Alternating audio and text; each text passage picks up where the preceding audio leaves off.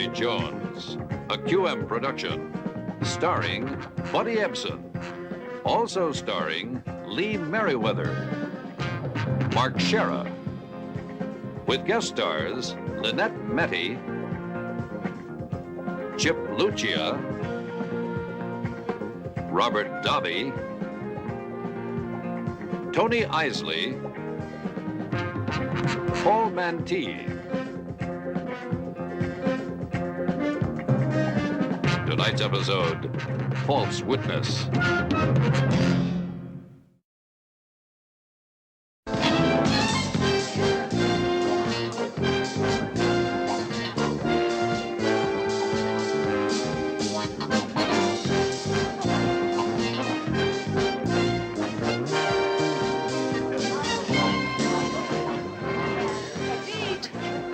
Leaving so soon? Well, you try teaching shop to high school kids all week long, and then you volunteer to do the same thing here 3 nights a week. On top of that, all right? Pete, come on. You can't go until Leslie gets here. The whole point of this party is for Leslie to get to know everyone better. She has been here a week already. You haven't met her yet. She doesn't know what she's missing, and you can tell her that I have a sparkling wit and that I'm a bright conversationalist. Mr. Humble. Yeah, really, I got him happy. Good night. Ciao. Oh, I wonder where she could be. She better get here soon, or I am going to eat all these hors d'oeuvres all by myself.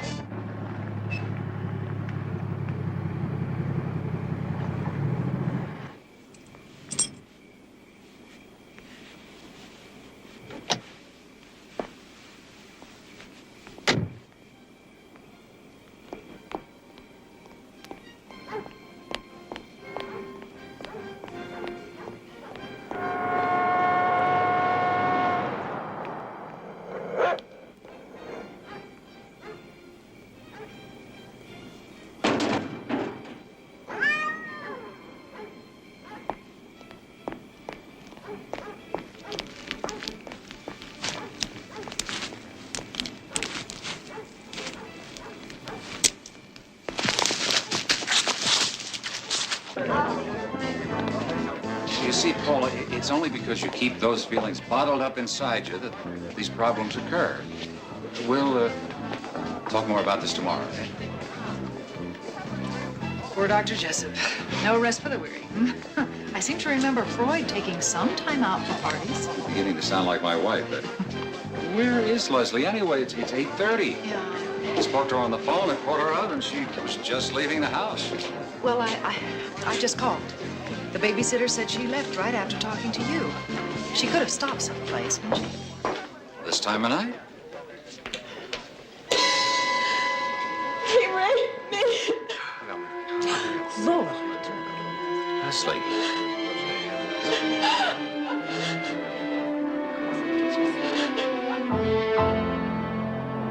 It's a nightmare for her, Barnaby. I mean, that's the only word I can think of to describe it.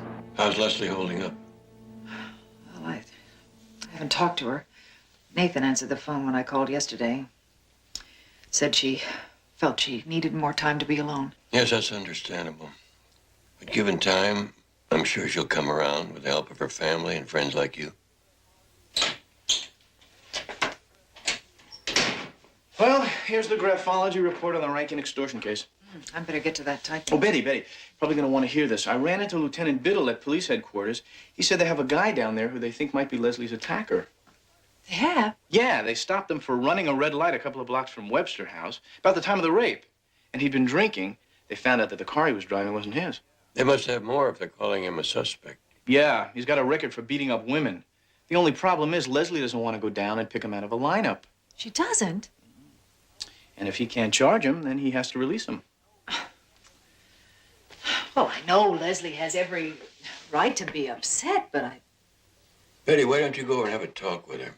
Take the morning off. Oh, Barnaby, I already feel guilty about taking those extra long lunches I take twice a week for my work down at Webster House. I'd say this is just as important. Thanks.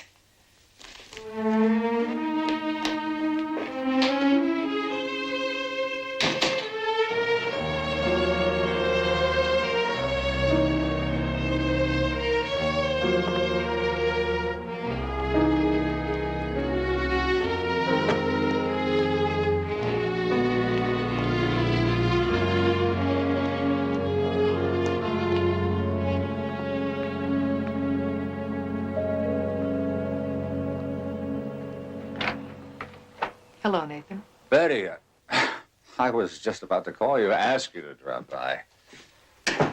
Nathan, what's this about Leslie refusing to go to police headquarters?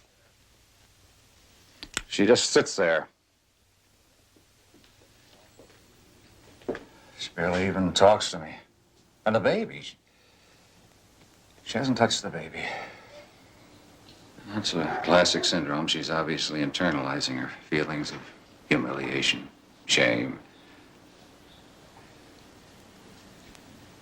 Damn it. It's my wife I'm talking about, not some textbook therapy case.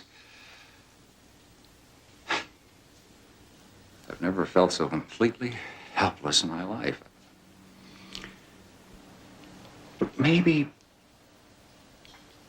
you could say something that I can't. Something to reach her.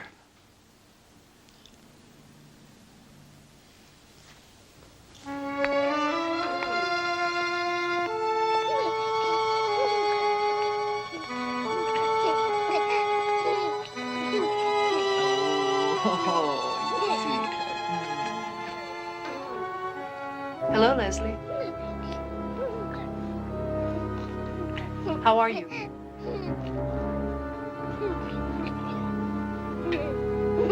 Oh, you dumb baby. You know, I can't believe how much Cheryl's grown since I saw her last. Oh, you little sweet baby.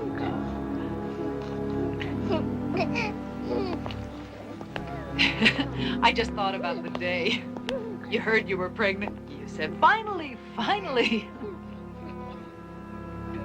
I do believe you were about the happiest girl in the world then.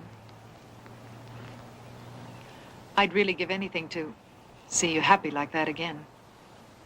Betty, I really don't want to talk about it. Honey, you have to. It happened. And the only way you're ever going to be able to put it behind you is to face it. Did you rehearse this little speech with Nathan?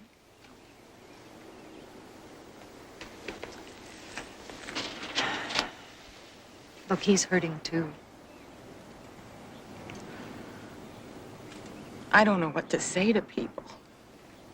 What? Everybody knows.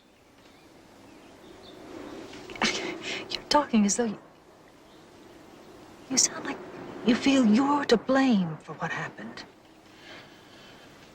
I just feel so dirty. For Nathan, Cheryl. Honey, please. Don't put that on yourself. Why did it happen? Because that man is sick. And you just happened to be there. That's all. Don't you see it? Yes. I just need time to think it through. You'll have time. But honey, the police can't hold that man forever. Well, maybe he's not the right man. Maybe he is. If you don't tell them, they're going to have to let him go.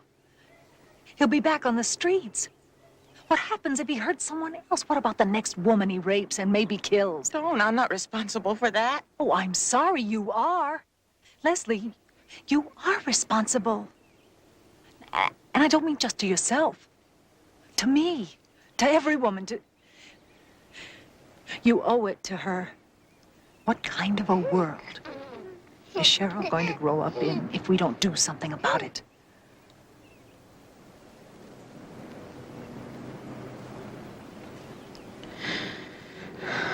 All right. Will you go with me, Betty, to the police? Of course I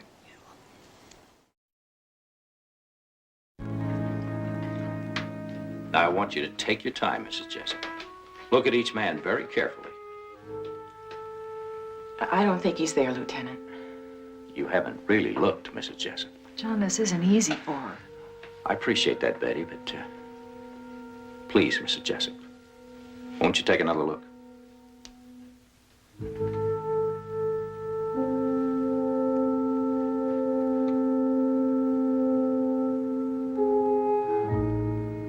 It was dark in that cellar.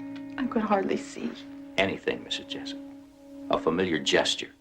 something in the way he carries himself. Anything like that could be useful.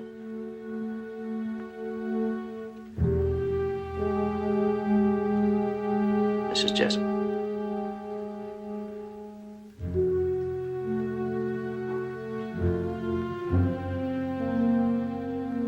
That's him, the one in the middle. That's the man.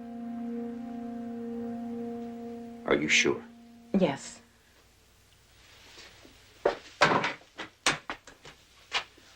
Number 3. Take him downstairs and book him.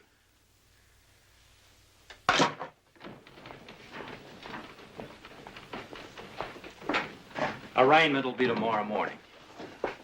We won't need you in court, Mrs. Jessup, until the preliminary hearing in 2 weeks. Excuse me, Lieutenant, can I bail out my brother now? Oh, I'm sorry, Mr. Tucker. I'm afraid Eddie will be our guest a little longer. We'll be adding charges to the ones already filed. More charges? If I were you, I'd hire a good lawyer. Jay, they're hanging me for something I didn't do. Get me out of here. Oh, excuse me.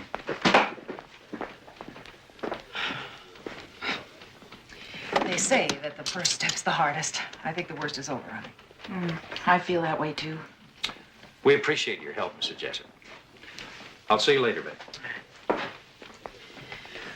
Well, you think you're going to feel all right to take over one of your classes on Wednesday at the center? I don't know. Honey, the sooner you start getting your life back together again, the better. Okay, I'll be there.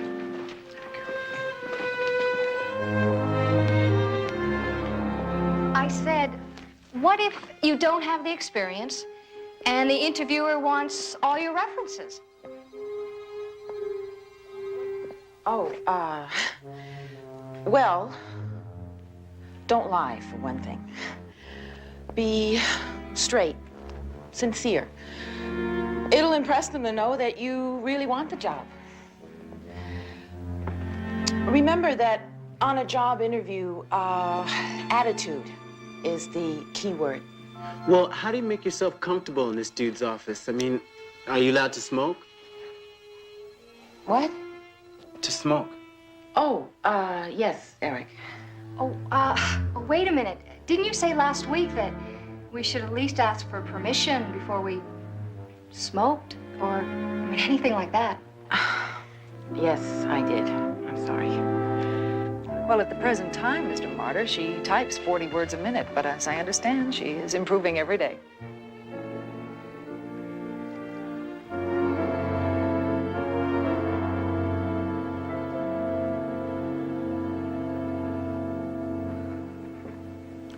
If her students come off as uptight as Mrs. Jessup on their interviews, none of them will get jobs. Okay, that's enough for today, everyone. Remember, Friday night we'll run through the simulated interviews. Yes, thank you so much. Bye-bye.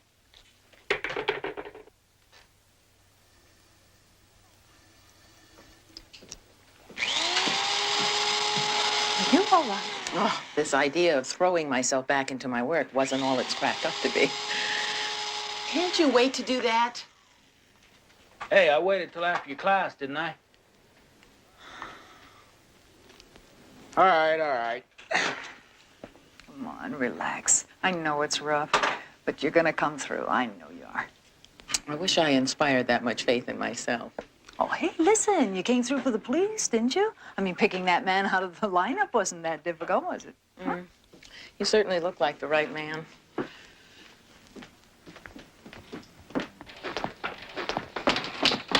Leslie, did I hear what I thought you said? He looked like the man? Tucker was the man, wasn't he? Sure. I mean, I told everyone it was dark in that cellar. Leslie, you made a positive identification. Well, you saw how nervous he was. He wouldn't have been so nervous if he didn't have something to hide, would he? Leslie, do you hear what you're saying? Of course he was nervous. I mean, he was pulled off the streets and put in front of a police lineup. Who wouldn't be nervous? I picked the right man, didn't I? Tucker was the suspect. Well, yes, but... Well, isn't that what you wanted? An end to this nightmare? Okay, picking Tucker was an end. Of course he's the right man. Leslie, I don't want to talk about it anymore.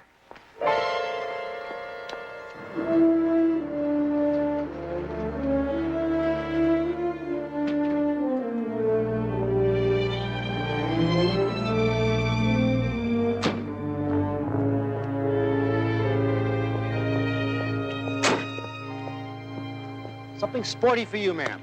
I'm afraid I'm not in the market, Mr. Tucker. Wait a minute. Police headquarters, right? Yes. You're the one that identified my brother? No, I'm Betty Jones. I am a friend of Mrs. Jessup's, though. What do you want? I'd like to talk to you about the police report you filed. Thanks to your friend, I'm having to take out a second mortgage on my home. They just boosted Eddie's bail to $40,000, and for what? For running a red light in a car he borrowed from the lot. Employees do that all the time. He works here? Yes, 2 weeks since he came down from Portland. I got him hired on as a junior salesman. Well, what I'm really interested in is the time that you mentioned in his alibi. You said he left here at 8:15? Around 8:15. He had to be at some dumb poker game at 8 o'clock, and he was late.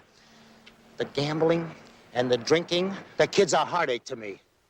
What you're saying is that he was here while the attack on Mrs. Jessup was still going on. That's what I keep trying to tell the police, but nobody's gonna take my word against that lady's.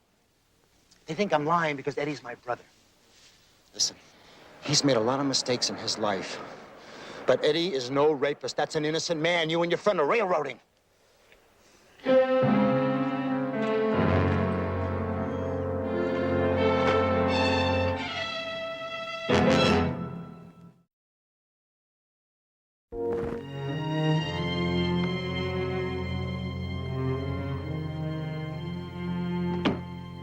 Brother said you want to help me if you can. I don't see how. If you're a friend of the woman that put me here. Well, the fact is, Mr. Tucker, I don't know if I can help you. But I do want to help Mrs. Jessup. And the only way to do that is to get at the truth. Oh. So that's what you're after, huh? Truth? Confession, maybe? All the gory details? Oh, come off it. Believe me, if you are responsible for what happened to my friend, I won't shed a tear when they lock you up for good. Well, I didn't do it. Is that going to be your plea, Eddie? Not guilty? The same plea that the jury in Providence rejected when they sent you away for 18 months to Rhode Island State Prison? Yeah, well, if you know that, then you know the conviction was for assault and not rape. Only because you finally pleaded guilty to the lesser charge. Because it never happened. Oh, sure, she cried rape to the judge. Won her sympathy from the judge. Fact is, I only hit her once. Oh, I see. Mr. Nice Guy. Hey, all right, I mean, how long does a guy have to pay for one lousy mistake? I served my time. I got a nice job in Portland as a mechanic. Everything was cool. Until new management took over the company. And they ran a background check on the employees, and my record came out. All right. 2 weeks ago, you moved down here to Los Angeles. Started work at the car lot with your brother. Making half what I made before. First, I said, this job's the pits. But the manager liked me. He's even talking about boosting me up to regular salesman. And he even knew about my record. Next thing I know, I'm Jack the Ripper. If things were going so well for you, your brother mentioned drinking, gambling. Why? Look, I set him straight. I'm not a monk. You know, I don't even know why I'm talking to you. Because that friend of yours lied. Now, wait a minute. No, you wait a minute. You know, if you're even interested in the truth, you know that I didn't do it. Because I was drunk. Did Jessup woman say anything about the man stinking of booze? No. That's not much of a defense. No, it doesn't make much of a difference either. Because nobody gives a damn. The ape's back in his cage. Lady, why don't you just stick with your tea parties? You know, you might get your nails dirty hanging around jails.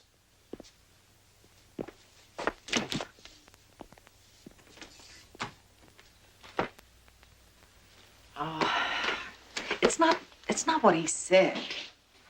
So, all right, it's what I felt. Did you believe him? I don't know, JR. I just think there's room for doubt. Nothing Tucker says discounts Leslie's identification. No one knows that better than I. The stigma of rape hangs over that man's head because I pushed Leslie into that identification. All right, look, if Leslie sticks by her ID, the police are going to go ahead with their case against Tucker. But there is a simple enough solution. Right. If Leslie reconsiders and admits that she might have made a mistake in the identification, and if this bothers you that much, Betty, why don't you talk with her? I still might be able to reach her. She has a class at the center.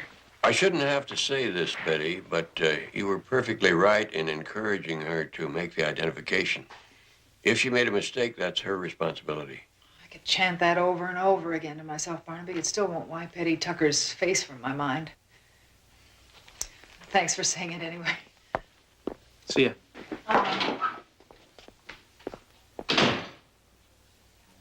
What I'm wondering, Mr. Cirilla, is if you have to have a long flame at the end of a welding torch in order to get it working right. No, half an inch will get it burning nice and blue.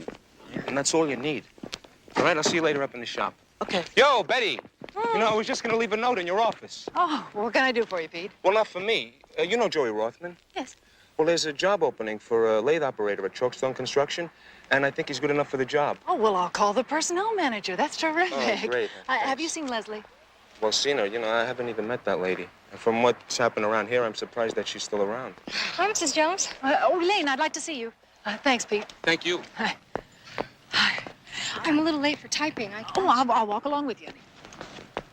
I got a call from Mr. Martyr of Great Pacific Insurance Company. You have your appointment tomorrow morning, and there is the address. So soon? I don't think I'm ready. What am I going to say? Honey, relax. You'll have plenty of time in Mrs. Jessup's class tonight to go over everything that we've taught you about job interviews. I sure hope Mrs. Jessup's got her act together by tonight. Elaine, don't you think you're being a bit harsh? Oh, no, I didn't mean it that way. I know it's been rough on her. But at least the police nailed the guy. It's too bad they didn't get the one who got me. I mean, if only they had cut down all the bushes sooner or put up more lights. Elaine, wait. Are you saying that you were raped, too? Oh, no, Mrs. Jones. At least it didn't get that far. The guy grabbed my purse and ran into the bushes when I screamed. That was about it. Bushes? When did this happen? Oh, 5, 6 weeks ago, before you even got here. The police found it later in the cellar, empty. The cellar? Elaine, do you think it's possible that this could be the same man who attacked Mrs. Jessup? I couldn't say. I didn't see his face. It was really dark, and it happened fast. Do you know if there are any other girls who've had the same kind of problem? Patrona Perez. She was raped. I don't think it was here, though. Patrona? I placed her the first week I came here, and she never said anything to me. I don't think she even told the police. Do you know any other names? No, but someone who would know is Dr. Jessup. When girls have problems, they usually go and talk to him about it. Yes, Betty. The Perez girl came to me with a problem. You can't expect me to break a confidence in discussing her case or in disclosing the names of many others who might have come to me with the same problem. Nathan, don't you see? If there were other girls at Webster House who were victims or near victims of the rapist, and it can be proved that the attacker in each case was the same man, then that would clear Tucker. He was living in Portland until 2 weeks ago. Betty, why are you doing this? Why can't you just let the wounds heal? Forget about it like I have to forget. Leslie, please believe me. I'm doing this because I'm your friend. We may have made a horrible mistake. I'm talking about a man's life. Well, the police don't think I made a mistake. Leslie, You didn't go through the hell I went through, Betty. Staring into that madman's face. Those angry brown eyes. Honey, you've never said anything about the color of his eyes. Please, I need to know there's someone who understands what I'm going through. Look, Betty, I believe that what you're doing, that you think it's right, but you're mistaken. You weren't there. You know I wouldn't lie about a thing like that. of course you wouldn't, not intentionally. But, honey, isn't it possible that you're remembering the color of his eyes after the fact? After you've seen Eddie Tucker, whose eyes happen to be brown? No, it isn't possible. Look, Betty, I'm going to be needing a little more time to myself. I see. What about your work at the center? You'll just have to get along without me.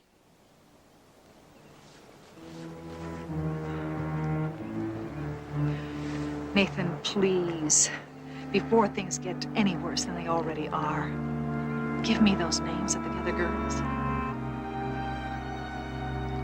There are only two. Besides Perez, talk to Angela Dwyer.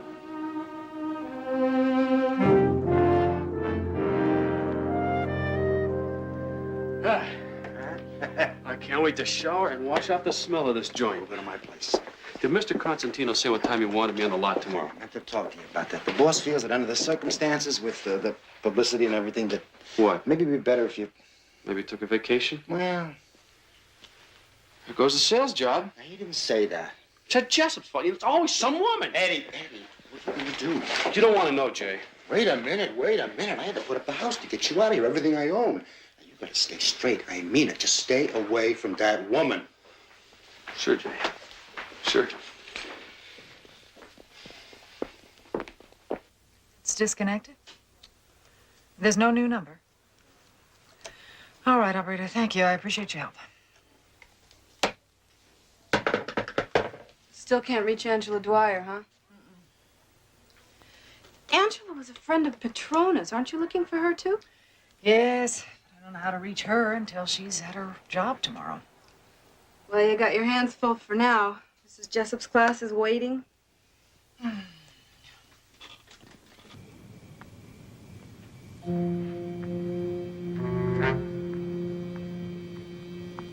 And, then one summer when I was 16, my uncle gave me a job. Elaine, wait a minute. Did everybody catch it? Look at yourself and your body language. You know what it says? It says, I'm uptight, I could care less about this job, I want to get out of here. Just remember, you stand a better chance of your personality. Mrs. Jones, are you all right?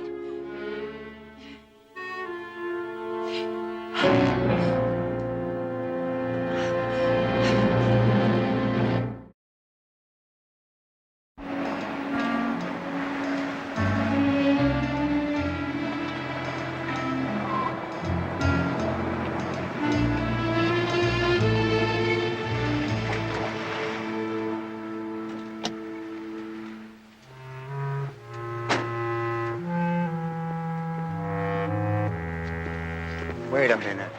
Where the hell were you all night? What are you, my keeper? I had a poker game. The police came by, Eddie. They're looking for you again. They think you tried to wipe out that witness. Wipe out what witness? Yeah, Jessup woman. Somebody shot up her classroom and they think it was you.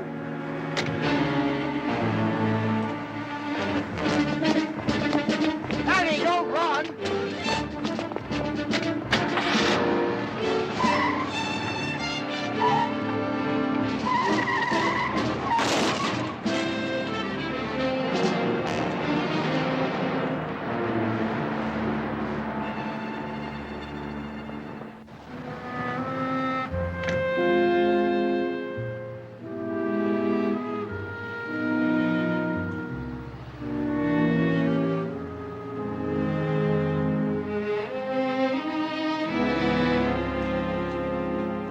Hola, Petrona. ¿Cómo estás? Senora Jones, how nice to see you again.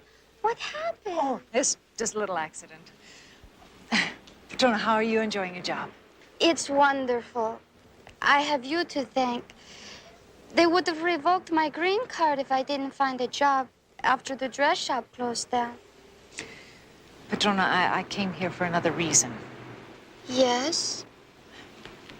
I wanted to talk to you about something that happened to you while you were still coming to Webster House.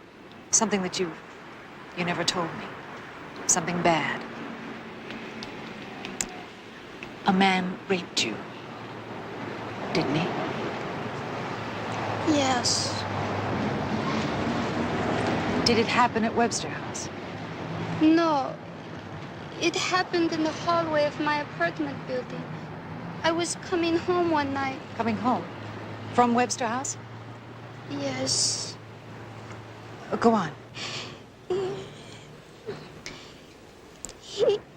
He pulled me into the laundry room, and he... Petrona, did he have a gun? Yes, but he didn't use it. I think it was so I wouldn't scream. Can you describe it? What did it look like? Just a gun. You know, Like the kind a policeman would have. It was white, where you hold it. A white-handled gun. I think so.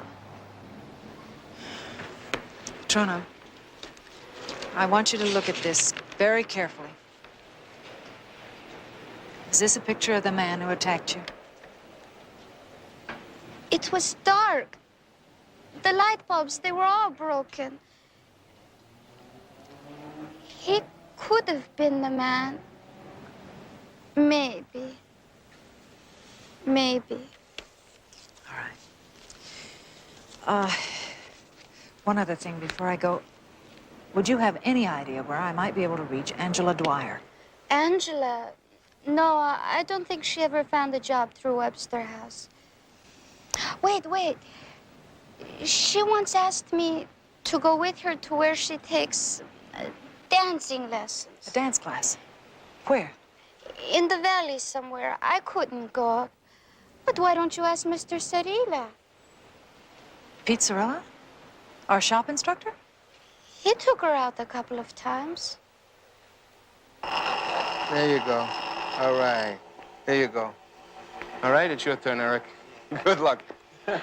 Hey, Betty. So what was the name of that girl again? Pete, if you're stalling because you dated a girl against the rules, I don't care about that, really. It's important that I find Angela. Well, all right. I mean, what the hey, right? It's not like I can lose my job, is it? Right. Yeah, sure. You know, Angela went out with me a couple of times, but where you can find her, I mean, I don't have the foggiest idea. Hey, I'm sorry. That's all right. Listen, can I use your phone? Oh, yeah, go ahead. It's right in Thanks. the back over there, Thank all right? you.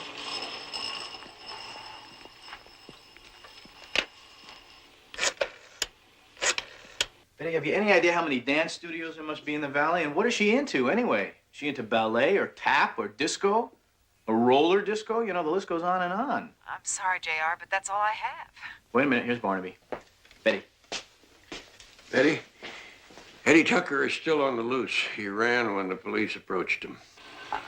Barnaby, I swear, the more questions I ask, the more answers I get, the more convinced I am that Tucker is not our man.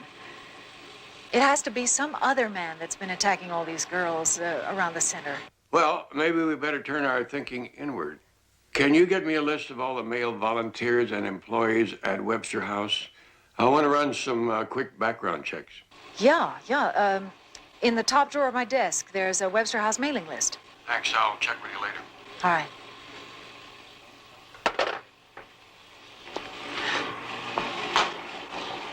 Thanks a lot, Abe. Hey, it's okay. Bye. All right.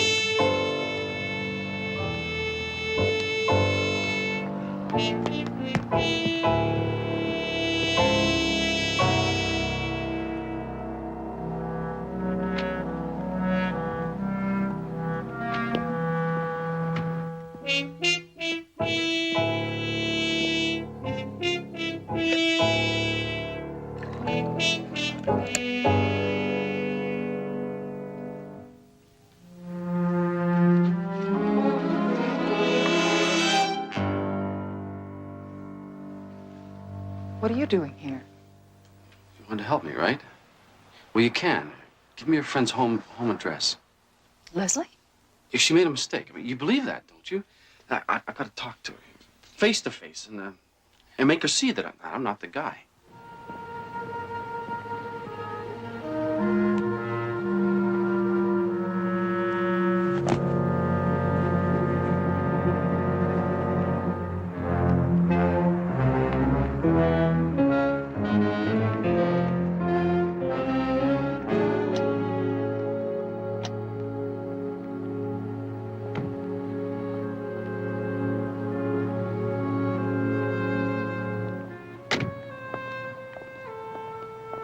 You really shouldn't be here. You should turn yourself in. You're not doing yourself any good being here. Thanks for nothing, lady.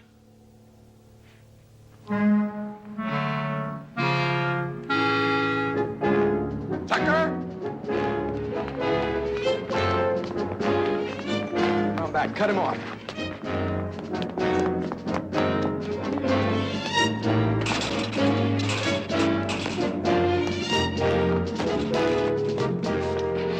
All right, hold it right there, mister. All right, all right. Hands on your head.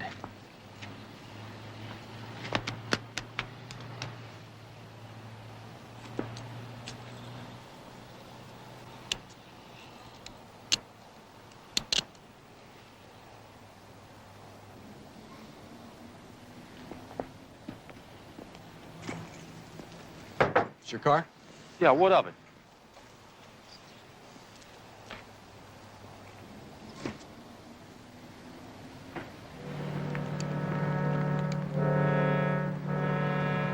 Never saw it before, right? Hey, what is this? All right, Tucker, you have the right to remain silent. Anything you say can and will be used against you in a court of law. You understand that?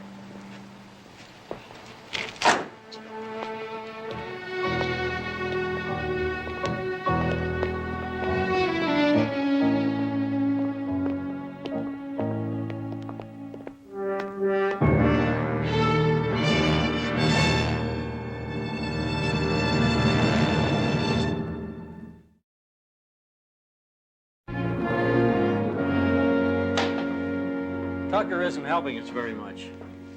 Claims he never saw that gun before in his life. If the bullet that was fired at me came from that gun.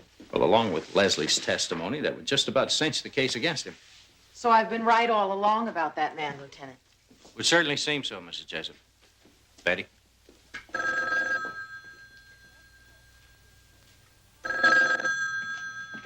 Webster House? No, Betty's away from the phone, JR. Can I take a message? Yeah, would you do me a favor and tell her that I let my fingers do the walking and I hit pay dirt here on the second page. Angela Dwyer is enrolled at the Carmel School of Dance and Music on Barham. I still can't believe that I could have been that wrong about Tucker. Well, let's just be thankful he didn't use that gun on you. Yes. Excuse me, Betty. This just came from JR. Oh, thank you. Angela Dwyer. Yeah, he said to say you could catch her there if you hurry. Okay, thank you. What's this? Oh, a loose end. It's not important anymore. Well, let's see if we can get some work done, shall we? Right.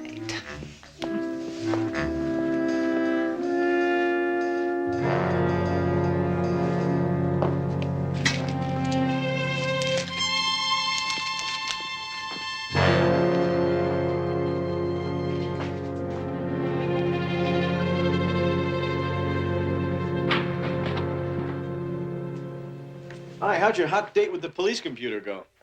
Well, no name exactly jumped off that list. No police record or anything like that. Back to square one, huh? Not necessarily. There's one name that just didn't add up. No driver's license and a social security number non-existent. You think it's an alias? Or a mistake. Barrett looking at, why don't you give Betty a call over at Webster House? I just did. I guess she must be away from the phone. Well, we might as well take a ride over there and talk to this Mr. Walsh. She's a custodian.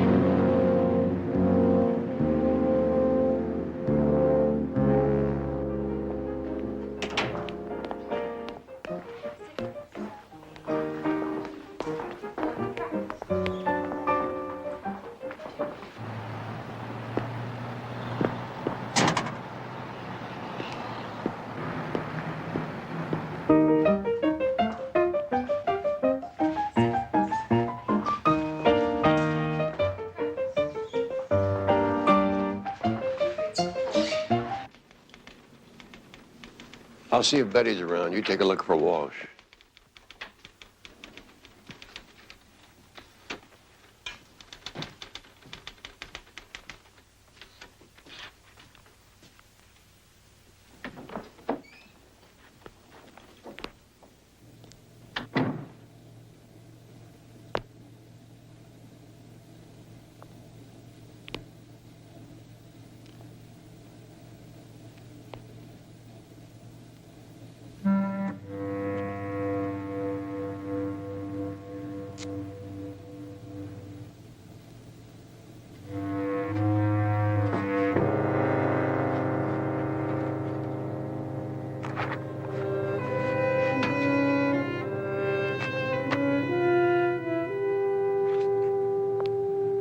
No, I guess Betty left for the dance studio.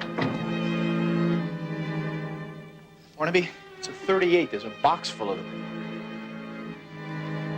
Where's Walsh? The handyman? He was working. I saw him leave just a little while ago. Was he here when you gave Betty that address? Sure. He left right after her. Key to this dance studio. Do you know where it is? I know where it is.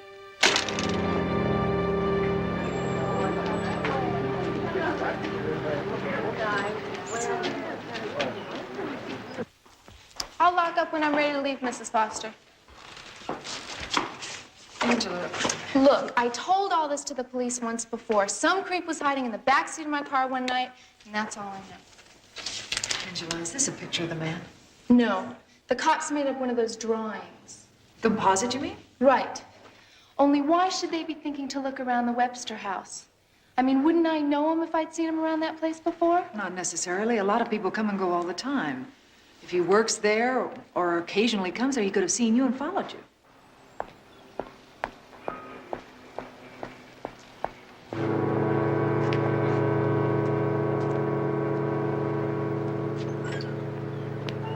Angela, would you come with me to police headquarters? They must still have that composite. We might be able to clear an innocent man. Sure. Thanks. Oh, my God, it's him. You just couldn't leave things alone, could you?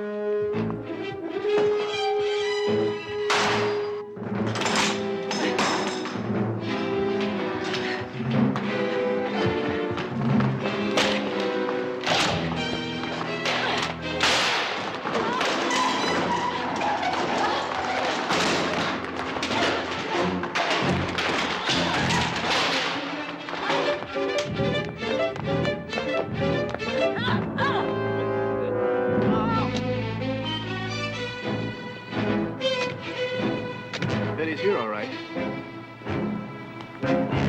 Wait a minute. What's the matter? What's going on?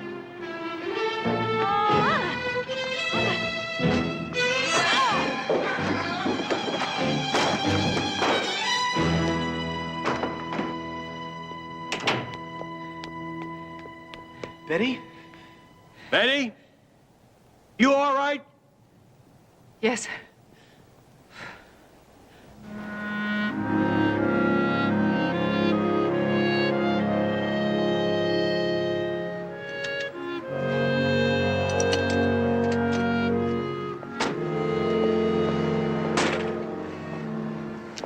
Oh, I still don't know what to say to him, Betty. You know, you don't have to go through this, Leslie, if you don't want to. Oh, yes, I do. I owe that man an apology. Which is only the start of what I owe you.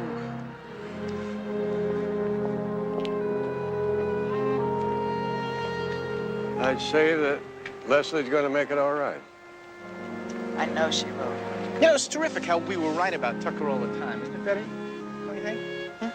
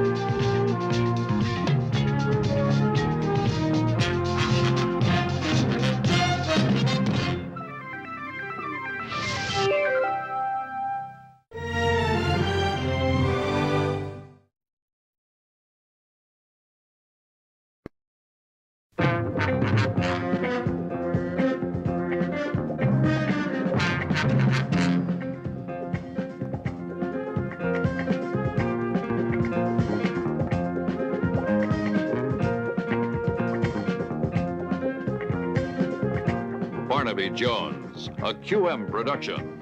Starring Buddy Ebsen. Also starring Lee Merriweather, Mark Shera. With guest stars Ed Harris, Alex Courtney, Madeline Stowe, Michael Mullins, Bill Byers. Tonight's episode, School of Terror.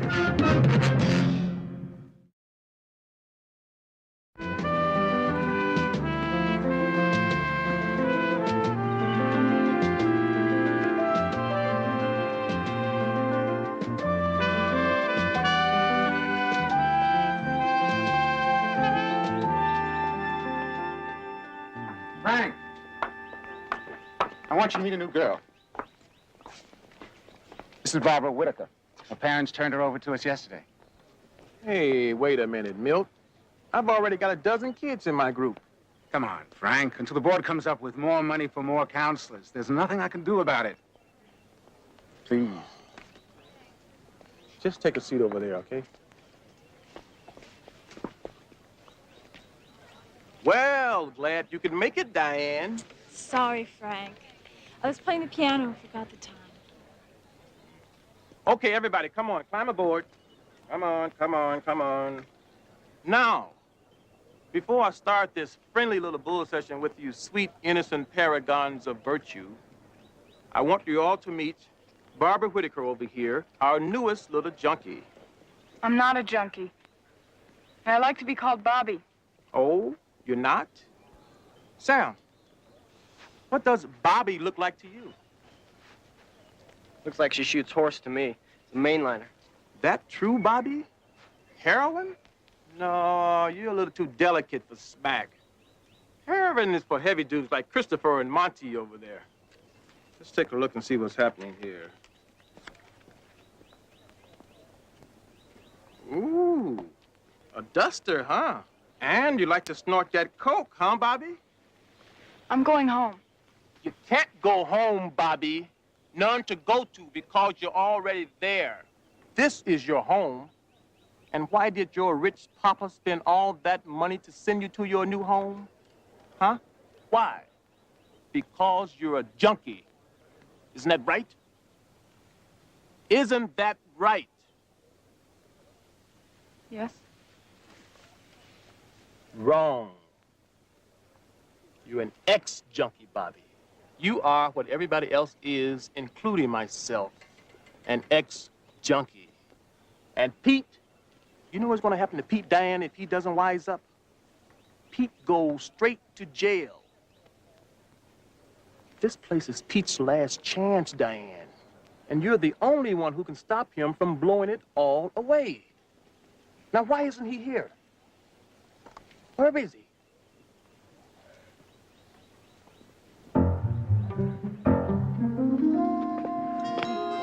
Take a break. I'll be back in a minute.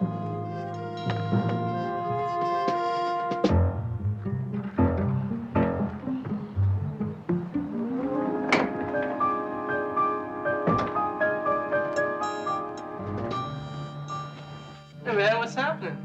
Thought you were supposed to be at Frank's see-all tell-all session. Oh, listen, Cliff, I'm needing real bad, you know. I'm hurting. I told you before, new shipment's not in yet. You're gonna have to wait. Hey, yeah, I know, but you always carry some extra. Let me buy some. And then what do I do when I start to sweat? Look, I don't need all you got. Just enough for tonight. Here. I'll pay extra.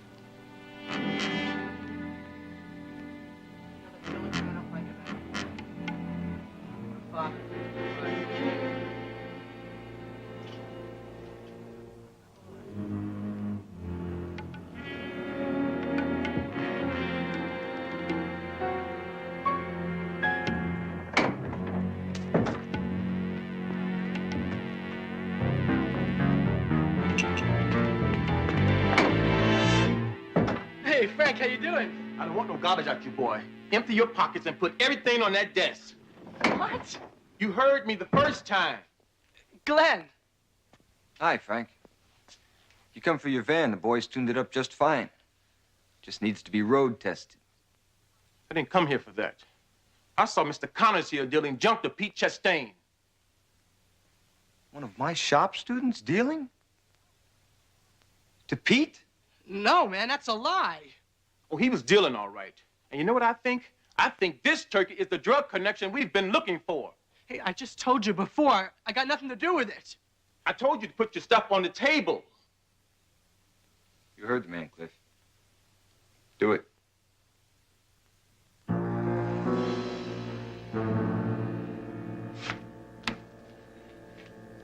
And everything out of your stockings, too.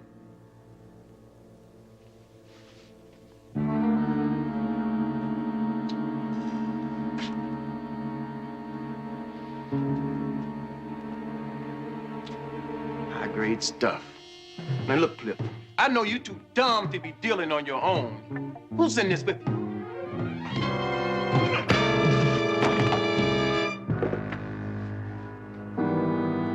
Is he dead?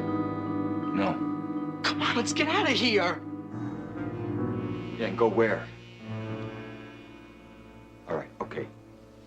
Get him up. We'll put him in the van. Let me get him on my shoulder.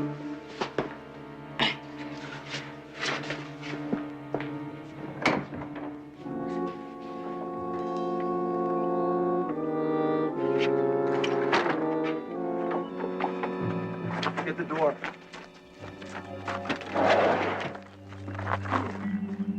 Glenn, what good is doing this? Once he wakes up, he's gonna blow it for us anyway. Take these two and hide them in Frank's room. But where they can be found. You understand? What about that one?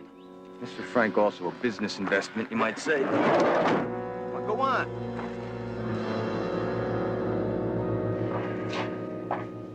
Milt, how is he? I don't think Frank's gonna make it, J.R. No. If he could have only jumped from his van before it went over the cliff. He rode it all the way down into those rocks, 300 feet. What happened? Did his brakes fail? Did he just drive over the cliff? What? He hasn't been able to talk. But one thing we do know, he was loaded.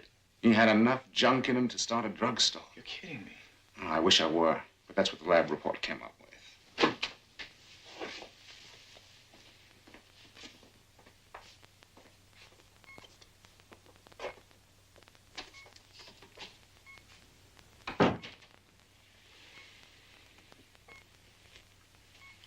Frank? Frank, it's J.R. What happened?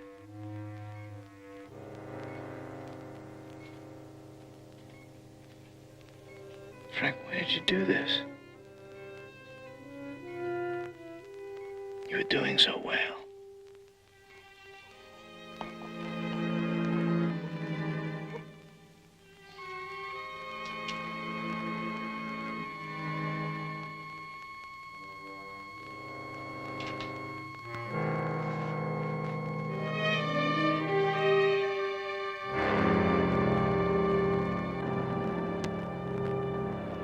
Maybe Frank did fall back, but I'm not going to believe that he was involved in any kind of a dope smuggling ring. That Milt says has been going on at school. Wait a second. I didn't say Frank went that far over, J.R. Not to pushing junk on his own students. But somebody's doing it. How bad is it, Milt? Let me put it this way. So far, we've been able to keep it under wraps. But if the parents who support this program, most of them pretty influential people, if they should ever get wind of what's been happening, they'd probably withdraw their support. And all the good we've been doing for the majority of these kids would simply go right down the drain. If the school was forced to close down, what would happen to them? For the type of kids we get, Fresh Start is the end of the road. They'd go back on drugs, wind up in jail mostly, or worse. Mel, do you have a replacement in mind yet for Frank? I suppose we'll choose a new counselor the same way we chose Frank from one of the graduates. Yeah, well, how about if you change that and went with an outsider? Me. You're thinking of going undercover, aren't you? You're not serious, are you? Yeah, I'm serious. Look, if I could go in there as a counselor, if there is a dope problem, I could find out how it's being distributed and by whom. Jedediah, I've supported the Fresh Start program for a long time, and I would hate to see it go under. But there's no call for you to take that kind of risk. Ever since we busted Frank out of that street gang, and ever since we had him sign up for the Fresh Start program, he's been a model for every one of the young addicts at that school. Now, I would just like to know once and for all what really happened. All my students are very savvy, J.R. They will spot a phony in a second. Yeah, well, I grew up on the streets of Chicago. Now, I know I wasn't into drugs, but I think I know the lifestyle pretty well. Now, if things weren't getting so bad, I'd just say forget about it. But quite frankly, Barnaby, this is exactly the kind of help we need. All right. What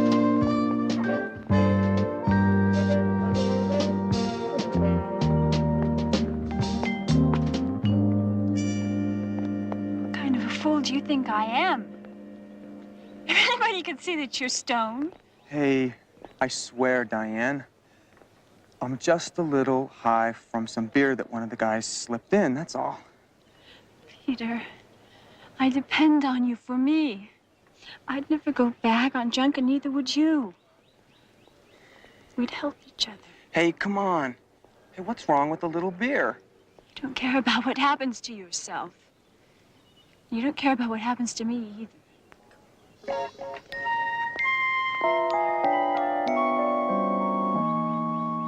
Isn't this nice? The little monkeys gathered to meet the new keeper. Oh, man, you sure are the cool one. You're not still suffering battle fatigue, are you, Cliffy? Man, of course I'm still shook up. I mean, you made me an accessory to what? It's called preservation. An accessory to self-preservation. Shooting up Frank's arm and planting the dust in his room should have been enough. I mean, who's going to believe him if he points the finger at us after all this? My father thought like you. Soft-headed. That's why he died. Lost everything, leaving his wife and us poor children broke. That's not going to happen to me. Glenn, listen, I've been doing a lot of thinking. And maybe I should cool it for a while. I mean, you don't need me anymore anyway. You missed the point. I'm like Frank was. I don't belong to this rich kid fraternity of hopheads. That's why I've got you fronting for me.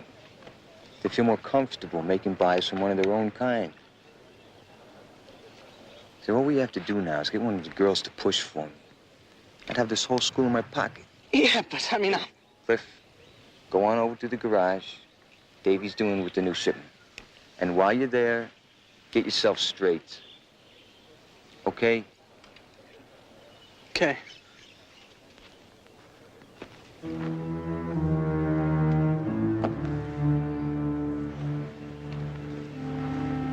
How's it going? You having problems with Pete again? That. And what's happened to Frank? Nothing ever goes right. Well, sometimes it does. And Pete isn't the whole world, is he? He does what he wants, and I do what I want. That so? Yes. And whenever I want. Well, if you ever need another shoulder to cry on or whatever, I'll be around. I mean, that's what counselors are for. There they are, Frank's group. The others are there just waiting to size you up. Getting them to accept you will be hard enough. But getting any of them to talk, you'll need a miracle. Well, if all else fails, maybe I can charm them with my fancy footwork. Have any of them ever been caught using again? No. But you see the tall fellow wearing a plaid shirt over there? By the machine, you mean? Yeah, Peter Chastain. We haven't caught him using at it yet. But I have a hunch he's one of our problem boys. Can I have your attention, everybody? I just want to remind you that memorial service for Frank Wells will be held in the rec room at 5 o'clock. There'll be time then to say the things we all felt about Frank. But right now, this meeting's being called to introduce you to Jim Tanner. Jim's an ex-junkie who's been counseling at a rehab house in Chicago. He'll be working with you from now on. Jim? Thank you. Well, first of all, I want you to know that my door is always open to all of you, 24 hours a day. Second of all, I'm not here to take Frank Wales' place. From what I've heard about him, I don't think anybody can. But I promise you that I'm going to do my best for you, okay? Our regular sessions begin at 3, So I want you to go about what you normally do at this time, and we'll get better acquainted later. Milt Edwards, office, please. Gotta go. Jim, I'll be in the office if you need me. Okay, Milt, thanks a lot. Jim Tanner. Yeah. Hi, Glenn Morgan. I'm in the auto shop class over at the garage. Hi, Glenn, how are you? You know, this is a little different than what I'm used to. Yeah. Yeah, it's quite a place. Now, where in Chicago was that? The South Side Drug Rehab, do you know it? Yeah.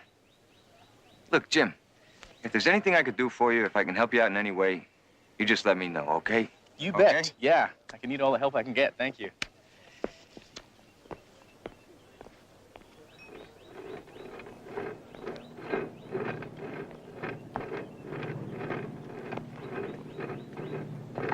Pete, how many are you going for?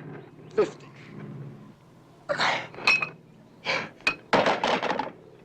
But not today. That's the trouble with drugs. Makes mush out of your muscles and stamina, doesn't it? Is that so? I'm told you have a problem in that direction, Pete. Me?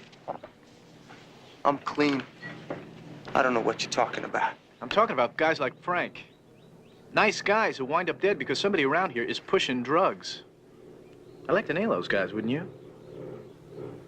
The problem is, I can't really do anything about it until I know who they are. I told you, I'm clean. Now bug off. Glenn! Man, what am I gonna do? Davey didn't bring any candy this trip. Says he's not gonna give us any more. You what? Hey, Cliff. See what he wants. Hey, Davey, what the hell is this all about? Hey, we're flat out flat. I've got paying customers all over the place. Here, cool it, Glenn. I just deliver what I'm told to deliver. Only the man down the hill says you got troubles up here, and he don't want no part of them. That's over. I straightened it out. Yeah? By ODing Frank on juice? He don't need that kind of advertisement. Hurts business for everybody. Look, you go down, tell the man from now on I'll take care of everything without any more heat coming down on our business. I guarantee it. Okay? Okay. I'll tell him. Okay. Thanks, Davey. Nothing but problems. What was that all about? More problems. Jim Tanner. It's been here 10 minutes. Already he's zeroed in on Pete, asking him who's smuggling the stuff. I mean, it's like we got Frank Wales all over again. Well, that's easy. I mean, if he gets too close, we just see that Tanner has a little accident also.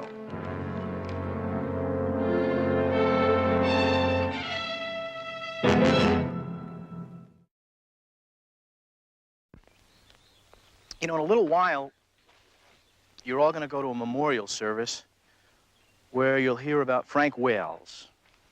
He was a great guy. He was loved by everybody, wasn't he, Mel? That's right. You bet. Did a lot of good around here. I'm going to tell you why Frank Wales was a jerk. He was a jerk. Frank talked a terrific game, he really did. But when it came right down to it, he was a doper. He couldn't live by his own words. So when the going got a little too rough for old Frank, what did he do, huh? Did he sweat it out like you and I? No, he didn't do that. He stuck a needle in his arm and he killed himself. Now, that is really a terrific example of somebody we should look up to and respect, right?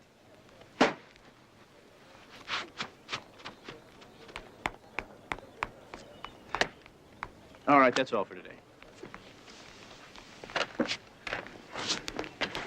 You were looking to shake them up. You really did a good job, especially with Diane.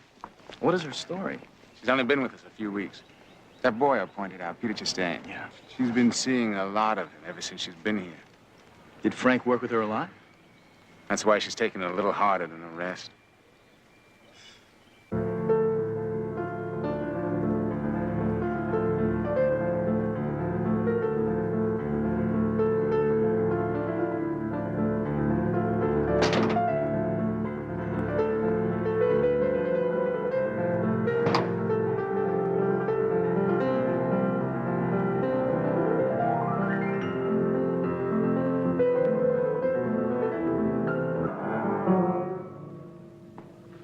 You son of a gun. You were on the Sundowners talk show the other day, weren't you?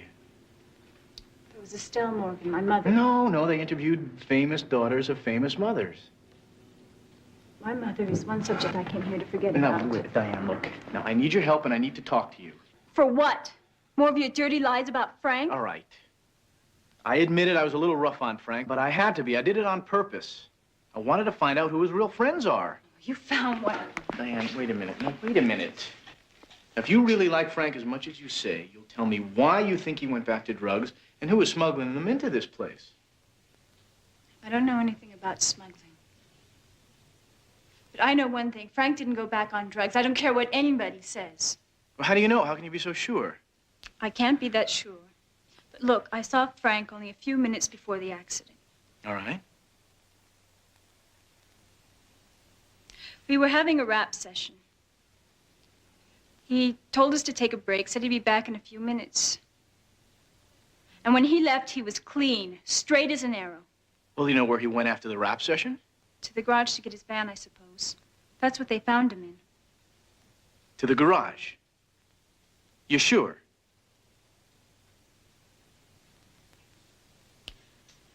I'd given him a lift into town that morning. He said his van had to be tuned. All right. Now listen, if you think of anything else, if you hear of anything else, I want you to tell me.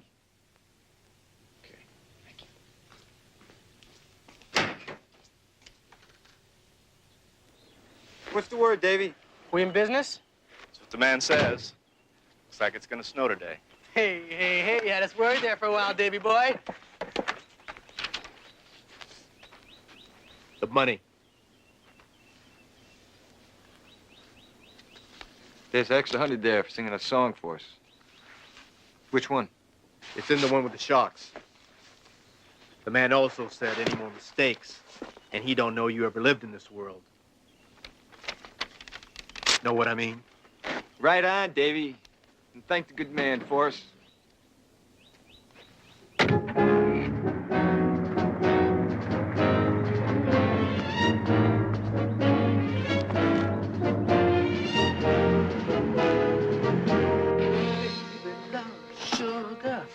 Sugar loves my baby. La, da, da, da. Yeah. Oof. You got the delivery list? Yeah. Right here. 7, right. What about Pete Chastain? Pete's never been a regular. He comes and goes according to how he's doing with Diane. Yeah, we'll put him on. I think he's going to be one of our steadier customers from now on. Hey, someone's coming.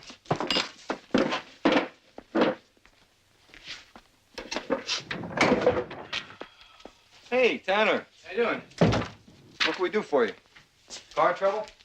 No, I just stopped by to check something out with you. Dr. Frankenstein, how are you? Yeah, well, that was just a joke, pal. Why don't you go on over to the patio and get us a couple cold drinks, Cliff? Sure.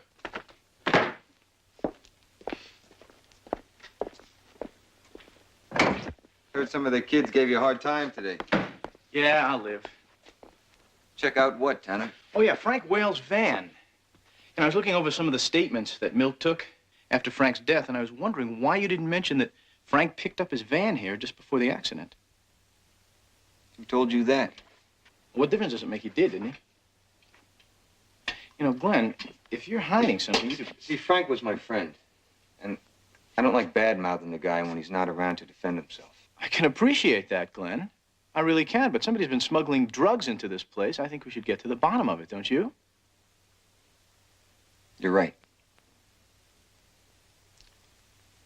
Frank did have his van here that afternoon for a tune-up. When he came by for it, he was sweating real bad. You know what I mean? All right, I'm listening. When he got in the van to go back into town, he was really needing. At least that's the way it looked to me. So, in other words, you're saying that he was headed into town for a connection? Well, they found his body an hour later, all juiced up, didn't they?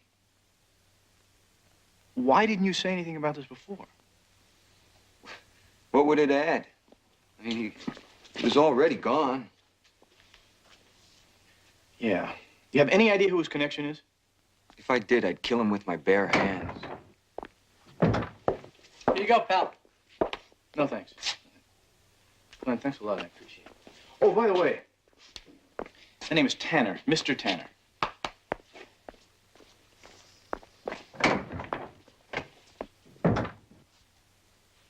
Let's get this finished.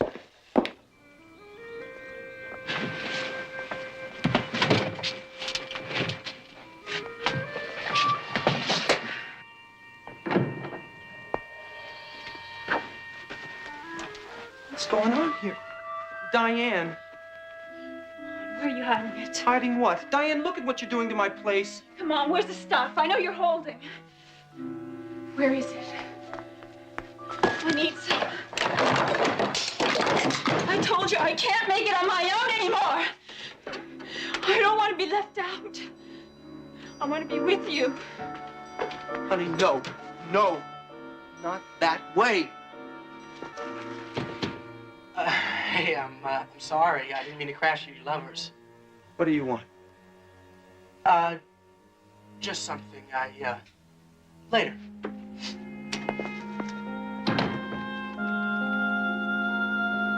Diane, listen. I've been thinking. If I promise, if I swear that I'll never use junk again, I'm talking cold turkey. No, you've made those promises before. Please, honey. I love you. Don't do this to yourself. Oh, Peter, if you really love me, show me. Prove it to me. How? All I can do is swear to you. Words aren't enough anymore. I've heard them all so many times, they're just not enough. Then what? How can I make you believe me any other way? Okay, if you really mean it this time, then cut yourself off completely. Cut yourself off so that you can't go back. I don't mean just cold turkey. Go to Jim Tanner and tell him who your connection is. I can't do that. It's too dangerous. I thought so. Just words, that's all you're full of. Wait a minute. Just let me think about it, huh? Peter, if you ever want to talk to me again, then you had better talk to Jim Tanner first.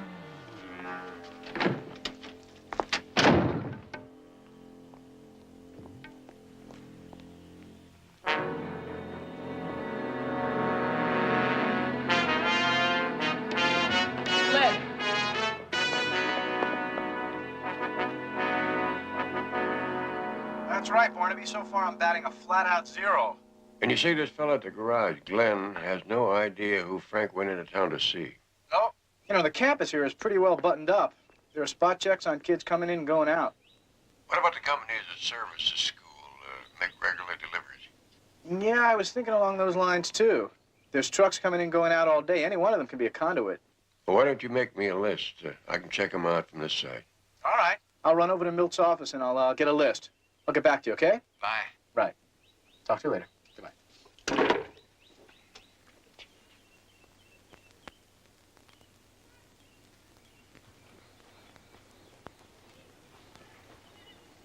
Diane?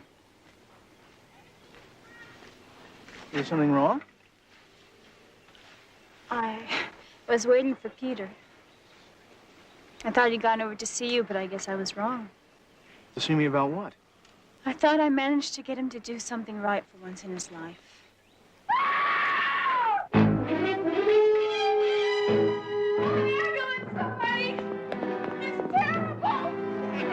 It's Pete.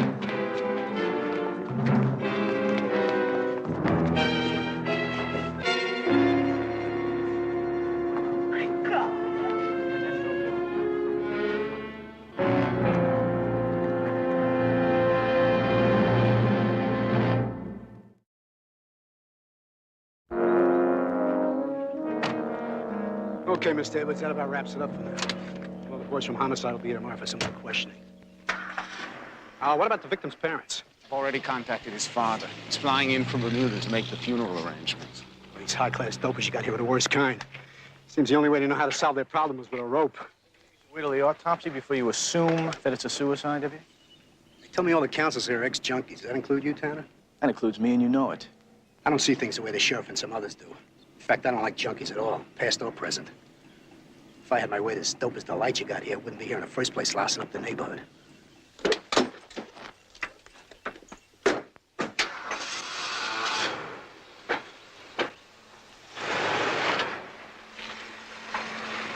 One of his better days. Right there is our main problem. Trying to make people like him see through their bias that even though we lose some, we do a lot of good for the majority of these kids and for society. Now, what about the list of suppliers I asked you about? Oh, yeah. After I spoke to Pete's father, I called the list into Barnaby. Good. That's what you wanted, Yeah. wasn't it? Listen, I'll see you later.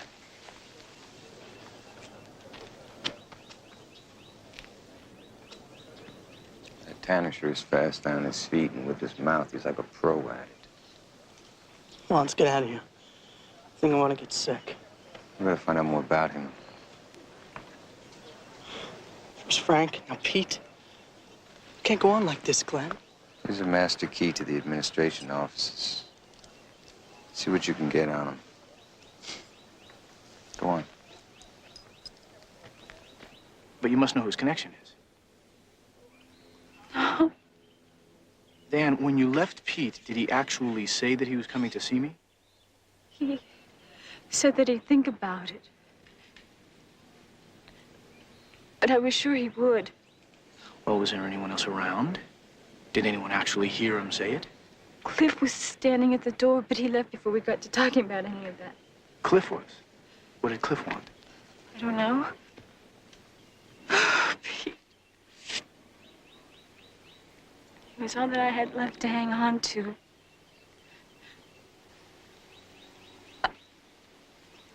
I can't make it without him. I want you to remember something. You are the most important person in the world. Huh? Hang on to yourself. You'll do just fine. Nurse?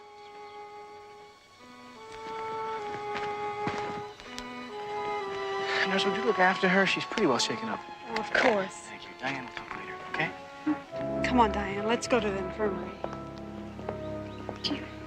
Do you have something strong to knock me out? A mild tranquilizer is all I'm permitted to give. Come on, it'll relax you.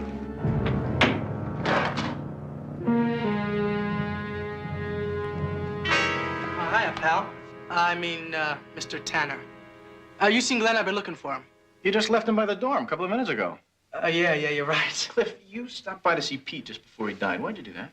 Oh, I went in to borrow some money for something, but Diane was there, so I figured I'd wait. Guess I have to find another touch.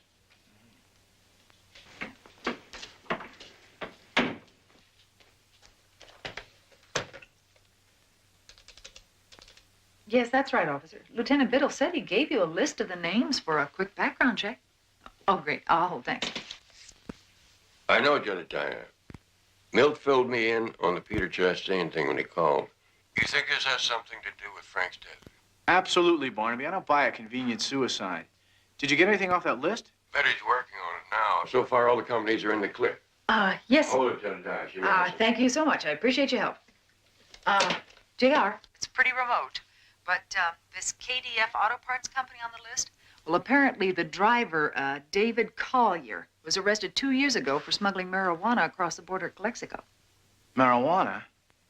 Well, that doesn't exactly mix with the kind of stuff they're pushing around here. Similar ammo. You're right. I think it's worth checking into. Why don't I get back to you later? Okay? Bye. Anything up? I don't know, Milt. A lot of arrows, all pointing toward the garage. I'll see you later.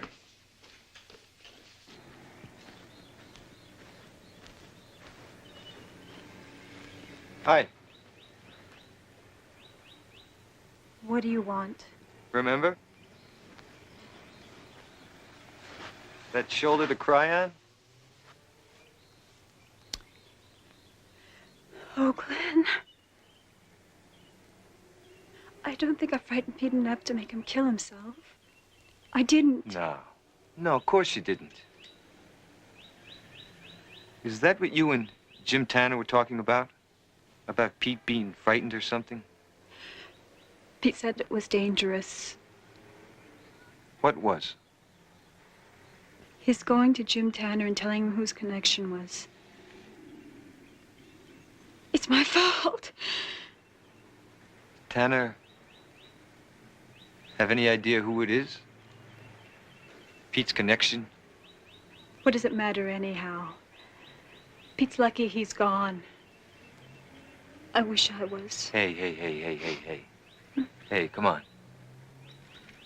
Up on your feet. You need something to make yourself feel better. Make the world look good again. Hmm? I sure do. I even asked the nurse for something. But she didn't understand. Nobody understands. I'm not the nurse. Come on, take it to my place. I think maybe I could find us a bottle of wine. Or whatever. Come on.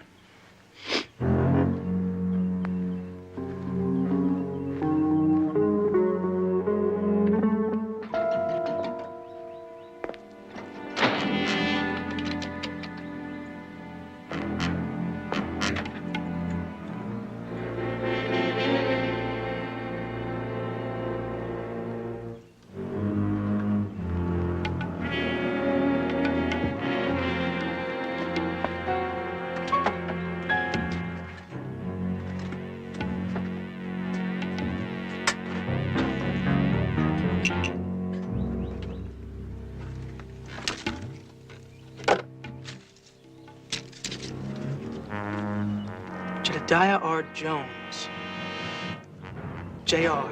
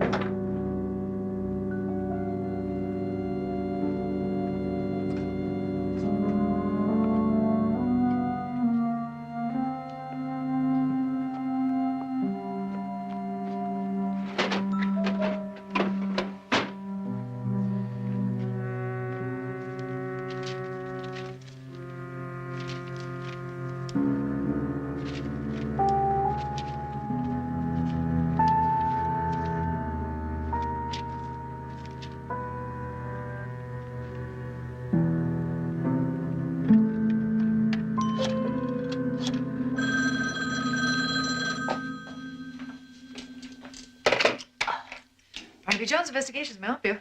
Betty, JR, would you check something out at the KDF Auto Parts Company for me? Yeah, shoot, go ahead. What is it?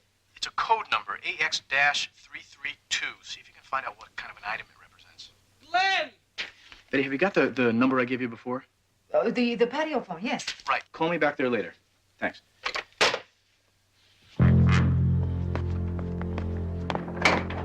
Glenn, you here?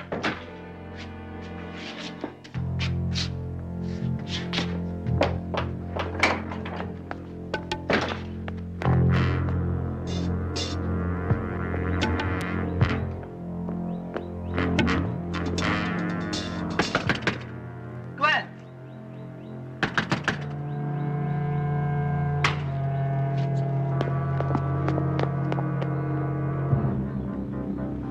I don't know. Maybe I should give it all up and go home. Which home are you talking about? Hotel room in Paris or Vienna, Rio de Janeiro, wherever it is your mother's playing a concert this week? I guess I'm like Bobby. I don't have a real home to go to either.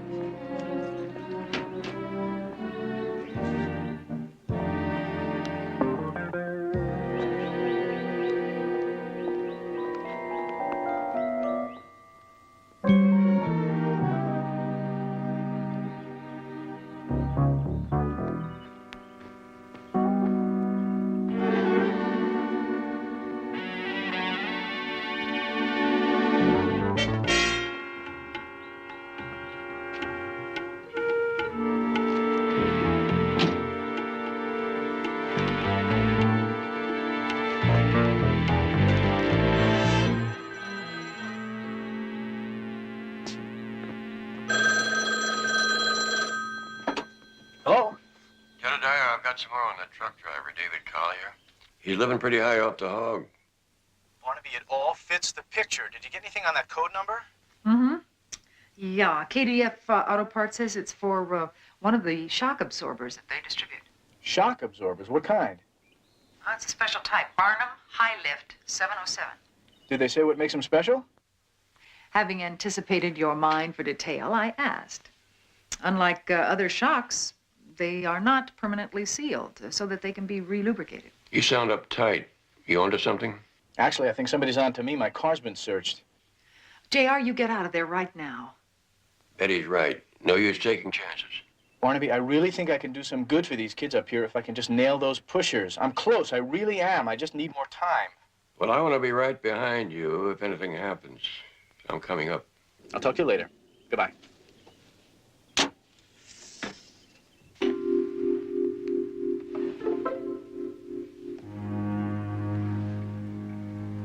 How you doing? Never could hold my liquor. Aren't you going to have any? Wine's okay, but when you really need a friend, or whatever.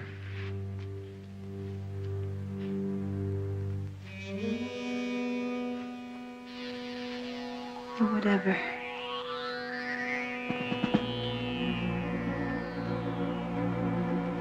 You've been there before. It's right there if you want to go back. Why is it I can't remember anything about those days? Because you have to feel to remember. Yes. No more pain. No feelings. No more remembering. That's right, Diane. And if you ever need my help, I'll be here. Nobody's ever going to hurt you again. No more remembering. That's my girl.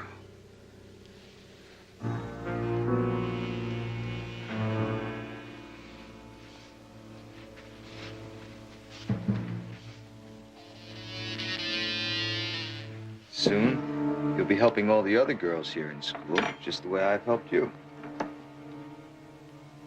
I will? Yes. You'll be like my, representative. You just lie there, relax, and enjoy the ride. Gotta get some more candy. I'll be right back.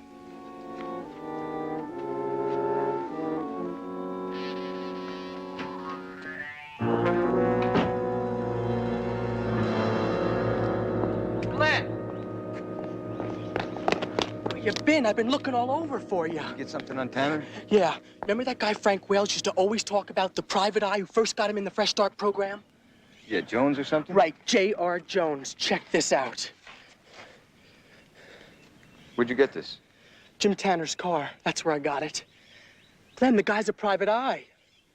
Get over to administration, see if you can find out where he is. What are you gonna do? First, I'm getting our goods away from the garage.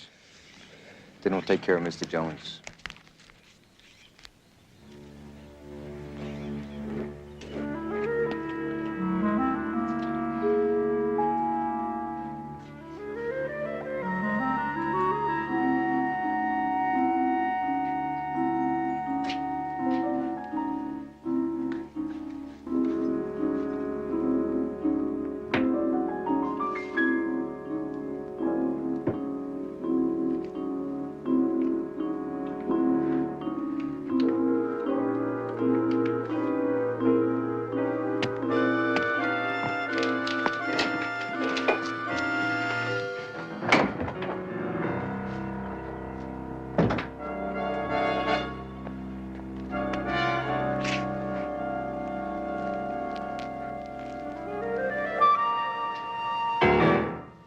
Planning on committing suicide yourself, Glenn?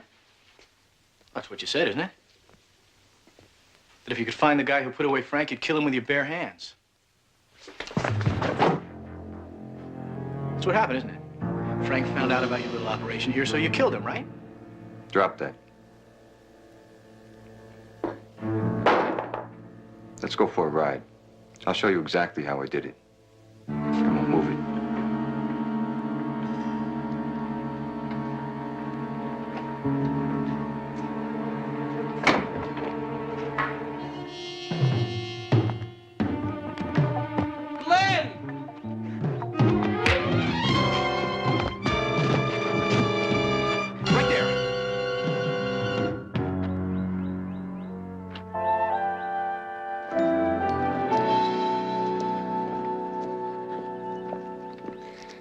Cliff made a statement to the deputy. It seems Pete's suicide wasn't suicide. They murdered him. Well, that's one guilt the young lady won't have to carry on her head. Hi, Jim. Enjoying the party? Not really. See ya.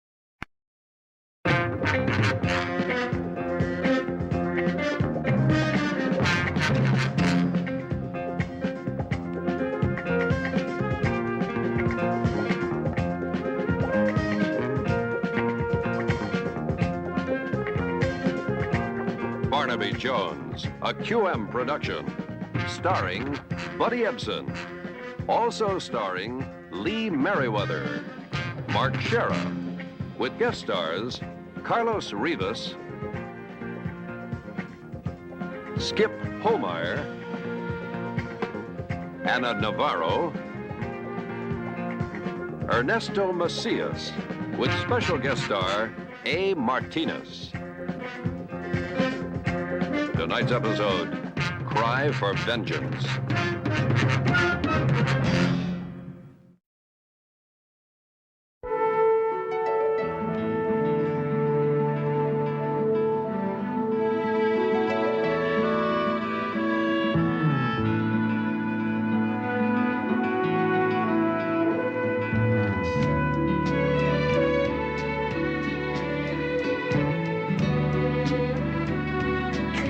Higher, Jimmy, come on, higher! Push! Push, come on!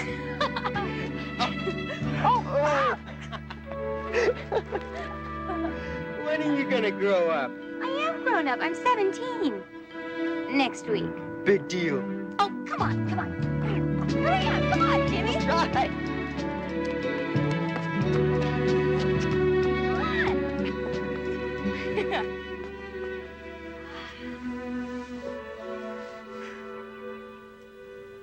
It costs an awful lot to go to college, doesn't it? So you get a scholarship. Do you think I could? Hey, if I can, anybody can. Anyway, next year I'll be a CPA. And then I'll be able to help you. Some. Just some. Gee, I guess you're not so bad after all. For a brother. Seeing as how I'm the only one you got, yeah. Come on down. It's time to go. Okay. You know, when I get out of college, I'm going to work with children. Mom says that I've got away with kids. You got away with you, that's for sure. The slide. Tina, it's time to go. Oh, please, just once. Hurry up. Okay, Come on. okay, Come on. Okay.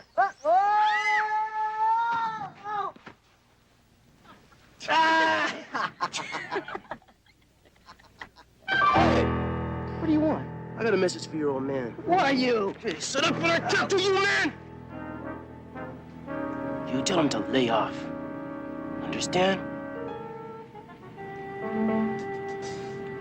Lay off. Hey! No! No! Get off!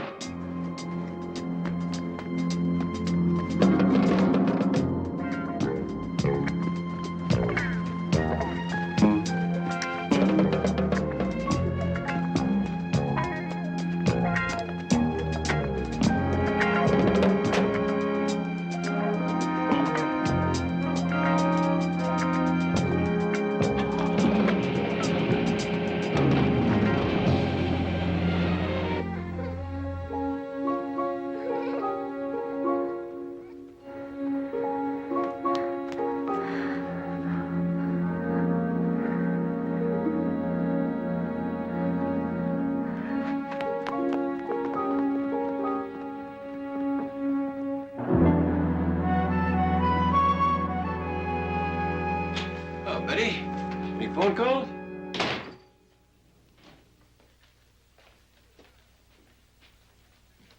Jedediah, I think we can say that the San Diego trip was fruitful. Did you get the depositions? Yeah, and the police report and the bank statement. Good. We should have this thing wrapped up and... What's the matter?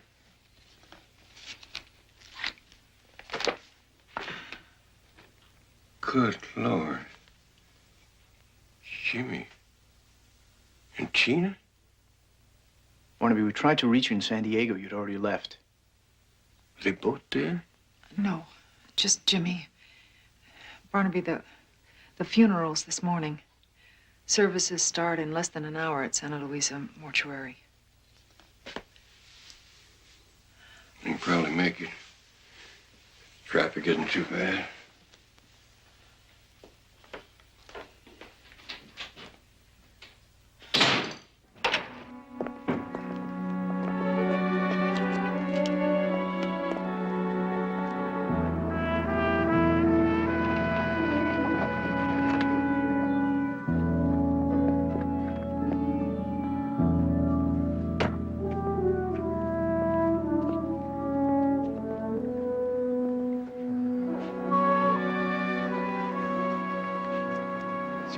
Mr. Avila? Moreno? What can one say? My deepest sympathies. Thank you.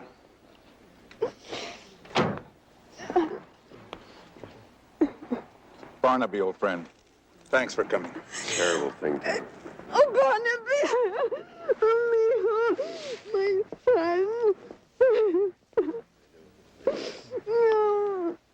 son. After the cemetery, will you go to my house?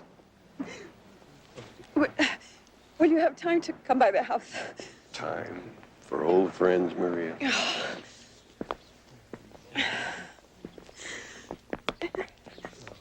Hello, Barnaby. Hey, Fred. Seen you in quite a while. Yeah, it's a sad way to renew an old acquaintance. Avila, could I see you for a minute? I'll be right with you. I'm sorry to intrude at a time like this, but there's something that has to be said. In fact, you should know it without my having to say it. Well, then maybe you should hold your breath. Avila, you were a cop once. You know where police work belongs. Please just leave it where it belongs.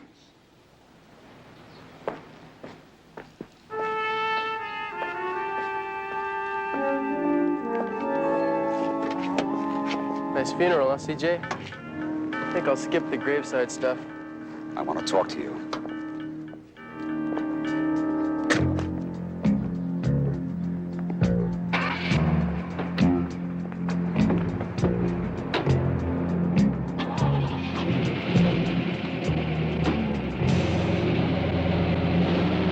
How's Tina? Can I see her?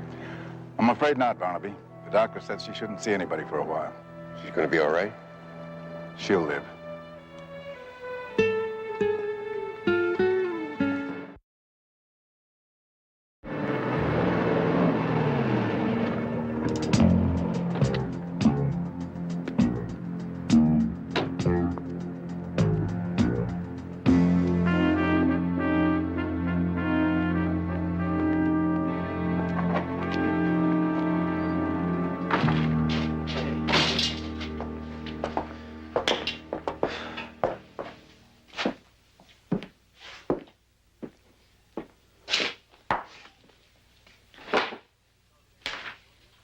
So what's this, man? You called me over here to ignore me? Let me ask you, Sierra. Do you like putting away a couple of $1,000 easy money every month? It beats spit. Even if it's only half of what you take. Now, you listen to me. And you listen to me good. Nobody does nothing until I say so. Now, did you hear that? What are you getting on my case for, man? Because you forgot I'm the one that says when, how, and what goes down. Well, you know, I'm a forgetful kind of a guy. Maybe you ought to look for a new partner, huh? We need each other. And we both know it. But you should never lay a hand on Avila's son. Much less put him in a coffin.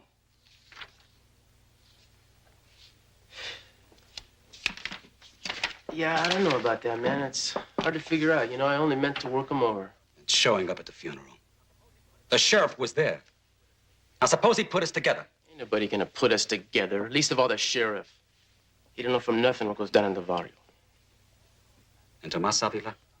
You think he's just gonna lay back and do nothing about his son's death? I went after his kid because of Avila, remember? Because of Avila. He doesn't know about you. Nobody knows about you. They know about me. I'm out in front. I'm the one who takes all the heat in case something goes wrong. Nothing is gonna go wrong. Because you don't blow your nose without my permission from now on. Okay? Sure, man. Sure. Use the back door.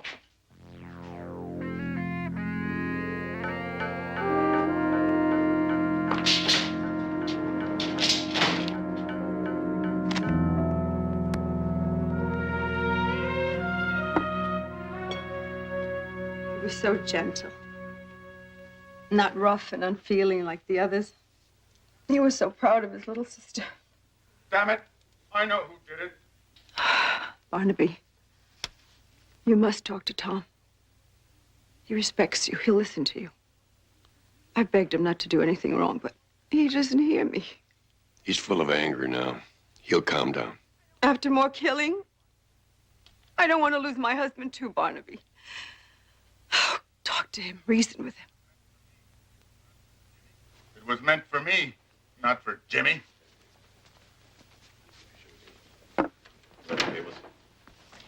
I think I'll lie down for a while. Sweetheart, can I get something for you? No. You talk to Barnaby. Barnaby, let's go in the den. Fine woman. Sure is. More than I deserve.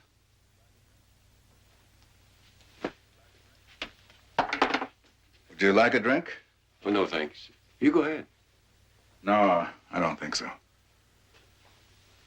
Maria is worried about you. What you might do. Yeah, well. I couldn't help overhearing you say that you knew who killed Jimmy. I don't know the name, but I know where to find it out. Did you tell the sheriff? Wilcox? You don't know how things are here in the barrio. Muggings, assault, robbery, and the sheriff does next to nothing. I've got a group together that moves into trouble fast. Those people that just left? Yes. We're effective, Barnaby. We've earned the respect of the people. They look up to us when they need help. Sometimes a thing like this has a way of getting out of hand. Hello? Yeah? Hoodlums? What's the address? Okay, I'll be right down. You want to see how things are in the barrio, Barnaby? Come with me, I'll show you.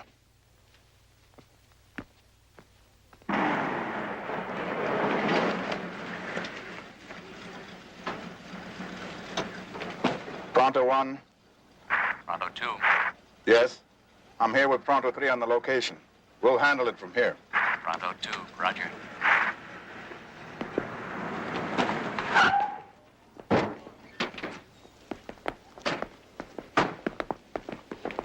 Avila. David Alvarado, my friend Barnaby Jones. I'll take the bag. Put that away. Look, I got a permit. You know the rules. No guns.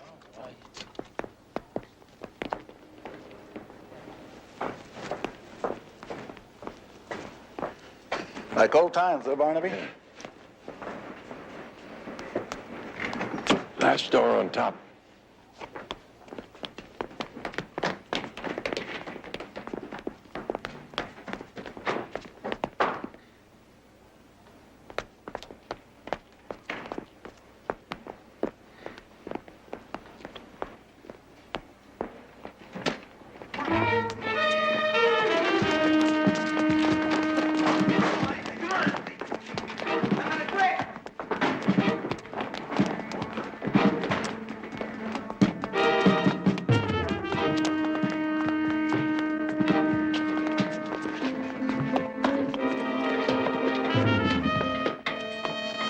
Who did it? Who killed my son? No hablo inglés, Papa. Look, punk, I'll give you 3 seconds. Take it easy, Tom. I'll call the sheriff. Stay out of this, Barnaby. Did you see the crowns on their back? They're Dominios. Yeah, como Dominio. The best. They got away. Get him out of here. Put him in my car. And you got no right playing cop, because you ain't one no more. Why? I was just trying to scare it out of him. You're just gonna scare him, Tom, with this bottle?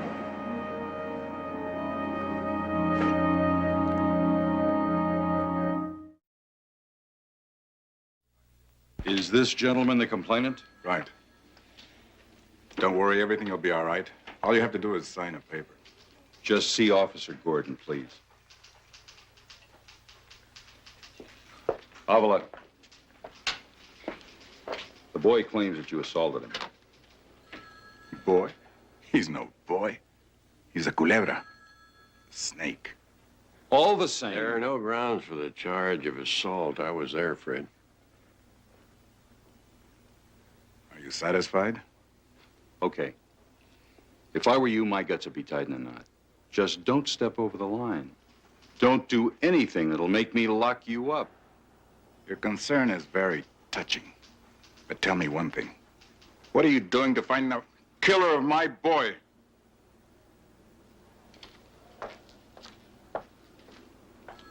I keep asking Sacramento for more help. Now, what do I get? Vigilantes. You mind telling me if you got anything, any leads? You want Jimmy Avila's killer? That's easy. See that kid? Even money, he knows exactly who did it. Or who knows? If you listen to rumors, maybe he did it himself.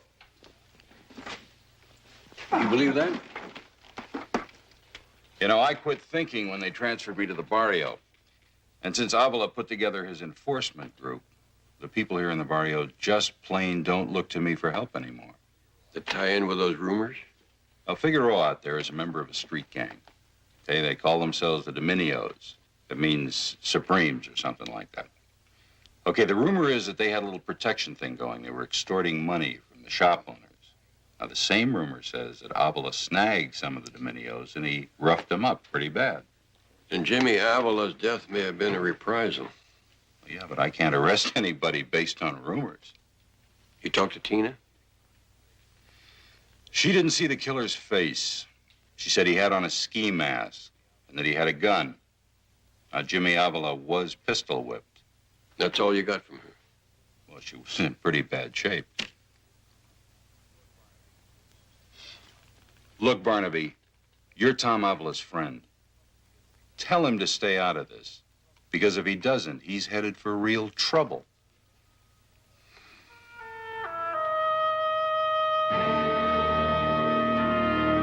CJ, you in there? I'm here. Hey, man, we got a problem. You know Vince Figueroa? Well, Avila busted him and took him to the sheriff. I don't believe this. I told you not to do a thing. It had nothing to do with business. Figueroa was hanging out with his homeboys. Avila just showed up and went loco on him. He had some kind of a bottle. I think he would have beat it out of him if some other dudes stopped him. Beat what out of him? Who wasted his kid? Figueroa knows you did it. I don't know, man, probably. Look, the point is, we got no choice now. We got to knock over Avila. Wait a minute. He's crazy, man, I'm telling you. He's not going to stop until he squeezes it out of one of my boys. All your boys know? You know, Tony, you got a big mouth. Don't talk to me like that, man. I don't ever take that from you. You'll take that from me. Otherwise, we'll both wind up in that place again, and this time for life. Forget about that place and think about Avila. Now, shut up and let me think.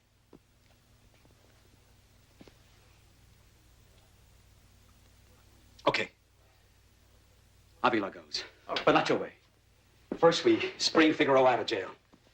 How are we going to do that, man? I have a lawyer that will handle it. Now, that automatic of yours, it's a 38, isn't it? Yeah. It's the kind that a retired cop like Avila would have. So? Take this. It's a 32. It's clean.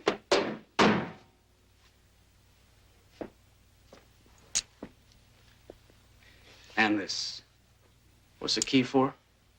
First, we get your boy out of jail.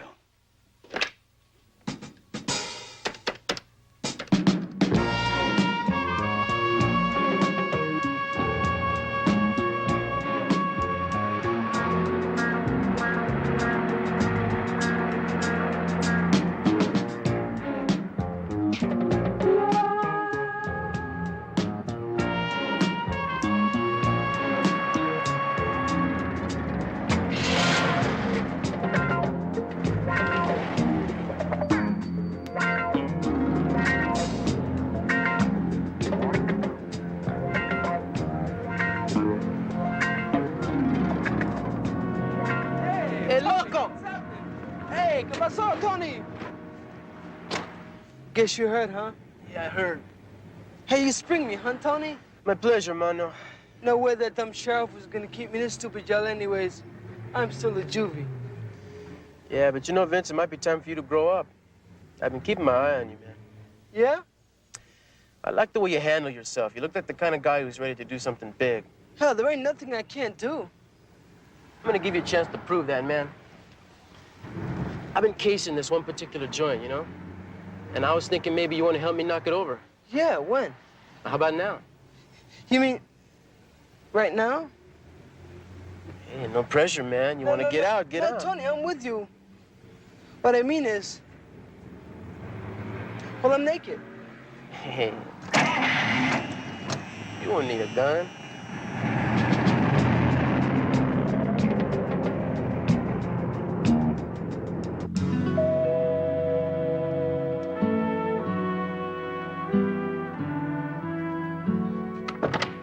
Barnaby, Where's Tom? If you find one of those bunts, hold him for me. I know you did the best you could. You can call me here or by CB in my car. Right. Okay. Mind holding up that comb? What were you doing, lining up the troops? That's what you do in a war. Law and order, Tom. That's for the good guys as well as the bad guys. You're welcome in my house, Barnaby. You know that. But don't interfere in this again. You and I go back quite a spell, Tom. You were a good police officer. Man of honor, especially a man of courage. 2 citations for bravery. Yet there was one department in which you were just a little deficient. Judgment. That lack of judgment that earned you the slug that bought you the early retirement, remember? Disability? I'm as good as any man. Anyway, what good are words? My son is dead. My daughter's in the hospital, and nobody does a damn thing about it. I want justice. You know, justice? That's a strange word here in the barrio. But that's what I want. And that's what I'm going to get. With a lynch mob? That's what you're turning your group into, isn't it? There are at least 2 ways of doing anything, Tom. Think, man. If you don't care what happens to you, Maria does. Tina does.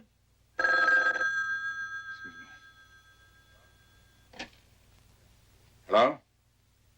Yeah, this is Tom Avila. The one who killed your son. If you want him, he just broke into the circus disco. He's there now. Be careful. He has a gun.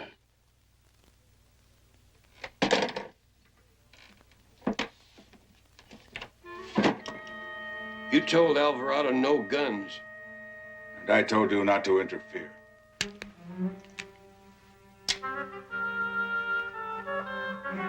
Tom?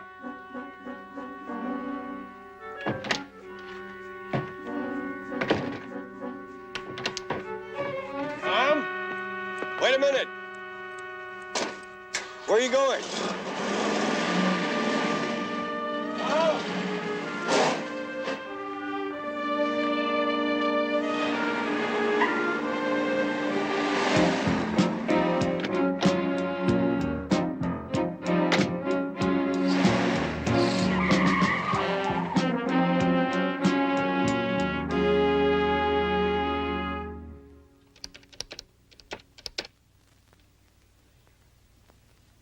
Give me the sheriff, please.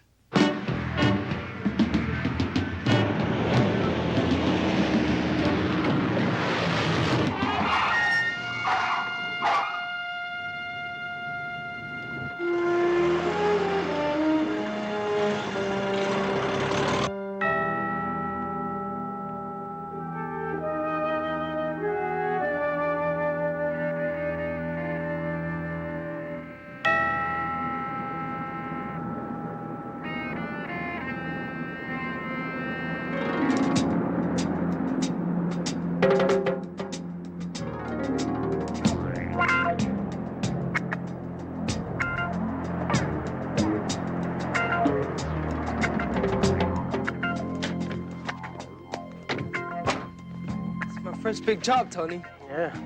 A key. What a way to knock over a joint, huh? This is big time, Vince. Keep your eyes peeled, all right?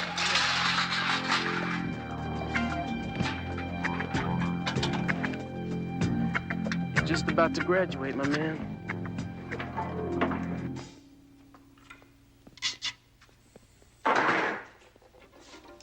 The cash register's down at the end of the floor. Go check them out. Hey, Tony, I just thought of it. Isn't this the joint that closed about a week ago? Hey, forget about that. Just go do it, man. We're in a hurry. Come on.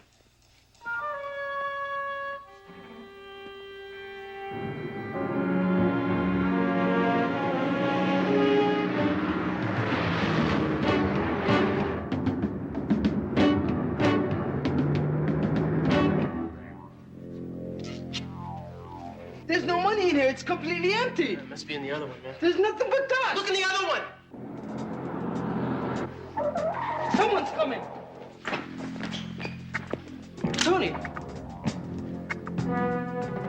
Tony, what's going on, man?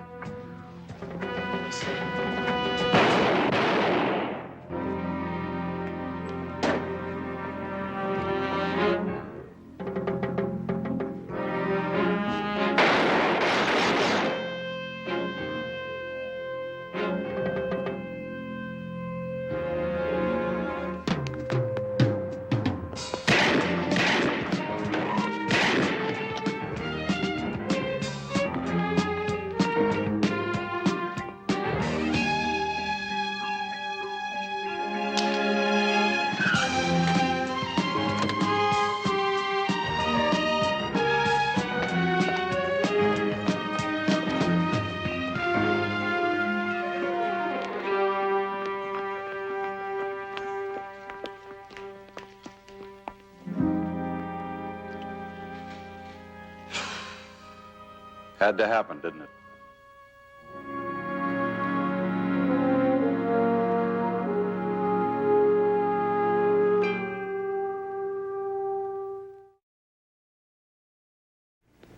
I was with Tom when he got a phone call. I don't know what was said, but when he hung up, he grabbed his gun and took off.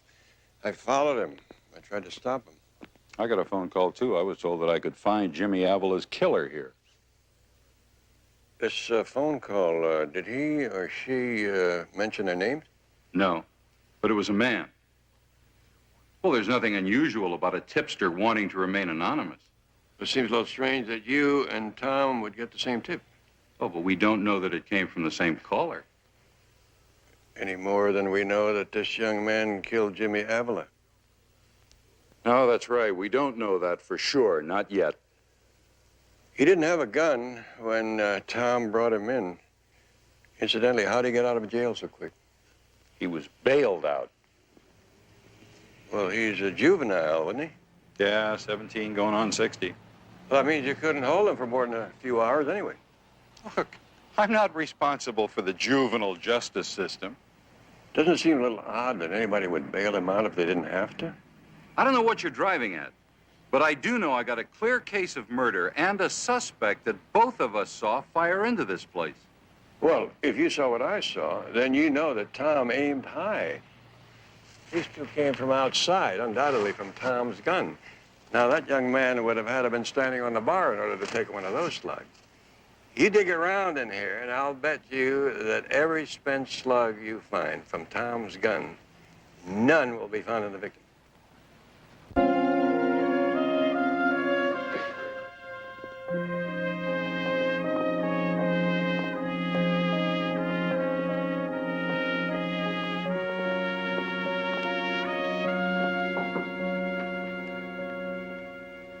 Uncle Barnaby. Oh, Tina has been looking forward to that visit, Barnaby. Just as pretty as ever. Oh, I'm so glad to see you. Oh. You stay back down there. You're not supposed to move around. You, heard about Jimmy? Oh, why? Who would do such a thing? I know how it hurts, Tina. But I'm depending on you to help me to find out who did it. I told the sheriff. I understand you didn't see his face. No. He was wearing a mask. You know, one of those ski masks? Did he say anything? Yeah. He said a message for your old man. He said, tell him to lay off. What did his voice sound like? Did it sound like the voice of an older man or somebody your own age? It happened so fast. Older. Maybe. I don't know. I'm sorry. How big was he? Was he a tall man or small? He was tall, about 6 feet, I think. Heavy set. Not fat, though. Not like that. He was terrible. He was just awful. Okay. No more questions. It's just fine. Now, the next time I see you, young lady, I expect you to be up and kicking. You understand? Come back real soon. You understand? Where's Daddy? He'll be back later, darling.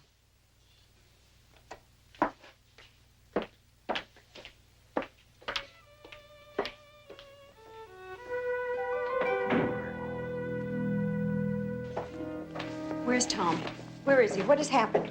I'm sending Betty out to stay with you. There's been a little trouble.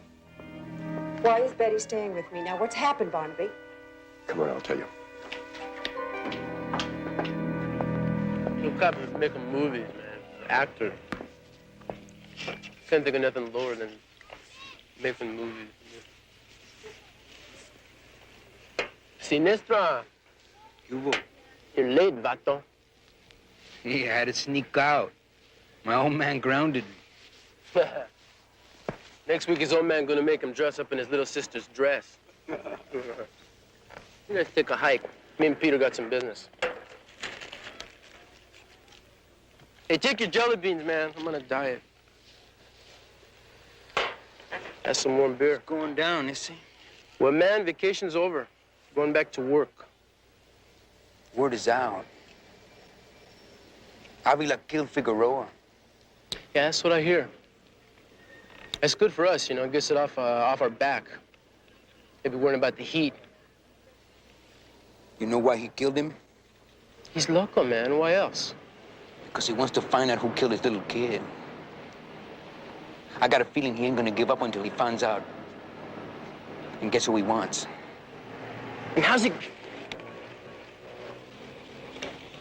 What can he do, Vato? Every cop in the state's looking for him. If they don't find him, if they don't ice him, I'm gonna ice him. That's the least I can do for Vince, no?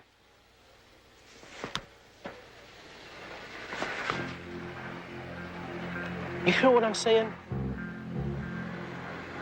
Yeah, I hear you, Tony. That's good. Drink up.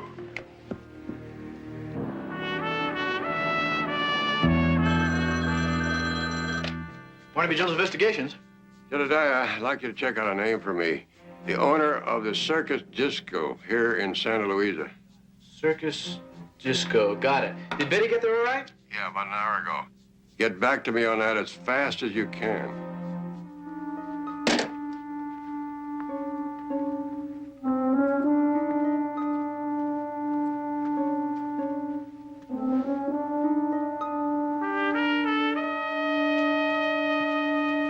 How's Maria? She wants to be alone for a while. She's some woman. I'd be climbing the nearest wall. Those two men in a parked car down the street, don't worry about them. That's a police stakeout. Barnaby, do you have any idea where Tom is? No, but I have a feeling that when things start to happen, they're going to happen real sudden, like maybe too sudden if I don't get a quick handle on this. Where will you be if I need you? Sheriff's office.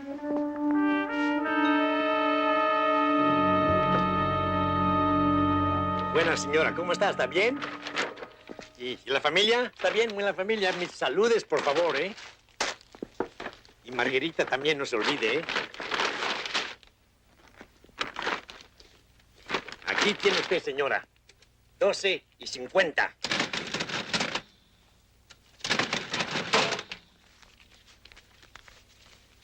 Muchas gracias, señora. Aquí un momento. Aquí tienes tú. Hasta luego, señora. Esto. Hasta luego.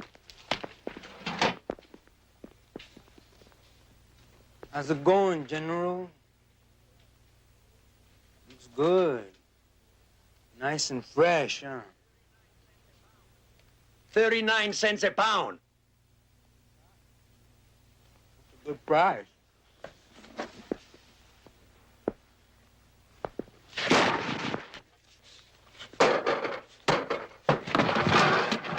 Take them all. Get out of my store. Get away. Not till we talk, Allende. You heard the good news? Your friend Avila's wanted by the cops for murder. It is a lie. Thomas Avila is a good man. Then why is my friend dead? Come on, protection money is up. $100 more.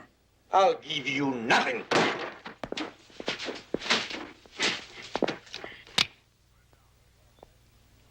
Put it down.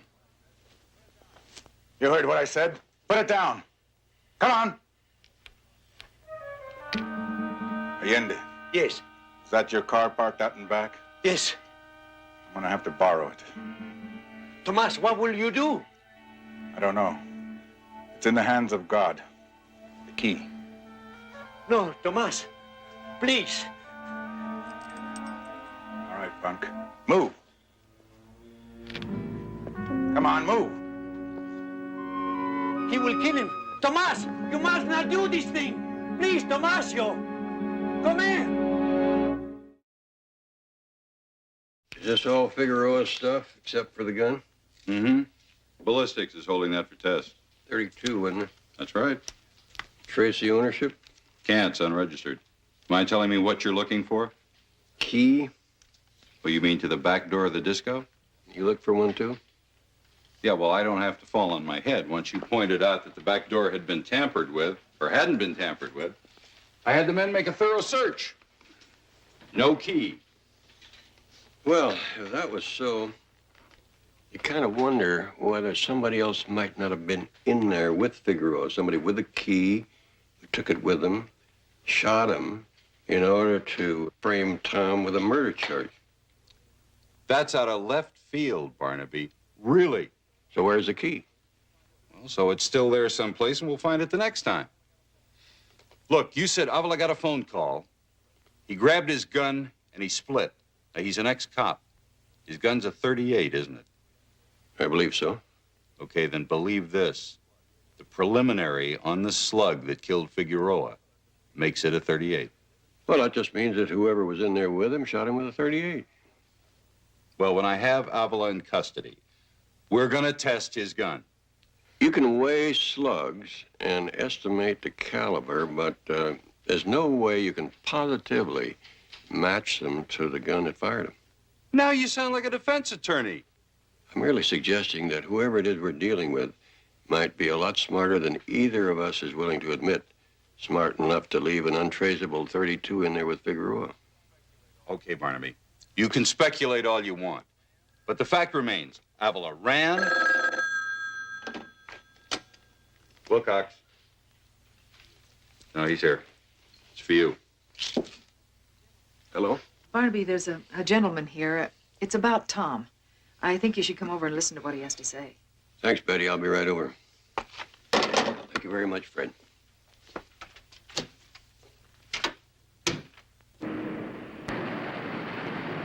Lay off of me, Avila. I told you what you want to know. Tony's gonna kill me anyway when he finds out. I wouldn't be a bit surprised. Let me go! I want it all. What are you talking about? I know, Sierra. The big macho. He can't think beyond his trigger finger. Who's behind him? Come on, punk. Who's behind him? I don't know. Honest, I don't know. I mean, there's somebody, yeah, but nobody knows who it is. Stay put.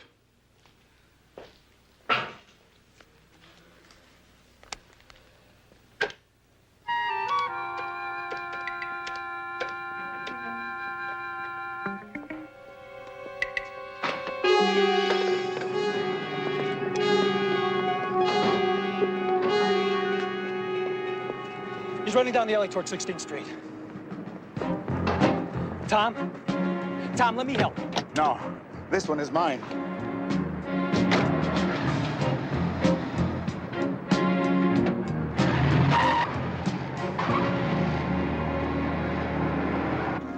Avila told you I wasted Vince? You set him up. You believe him? I don't know what to believe. You believe what I tell you, Vato? I'll talk to you later.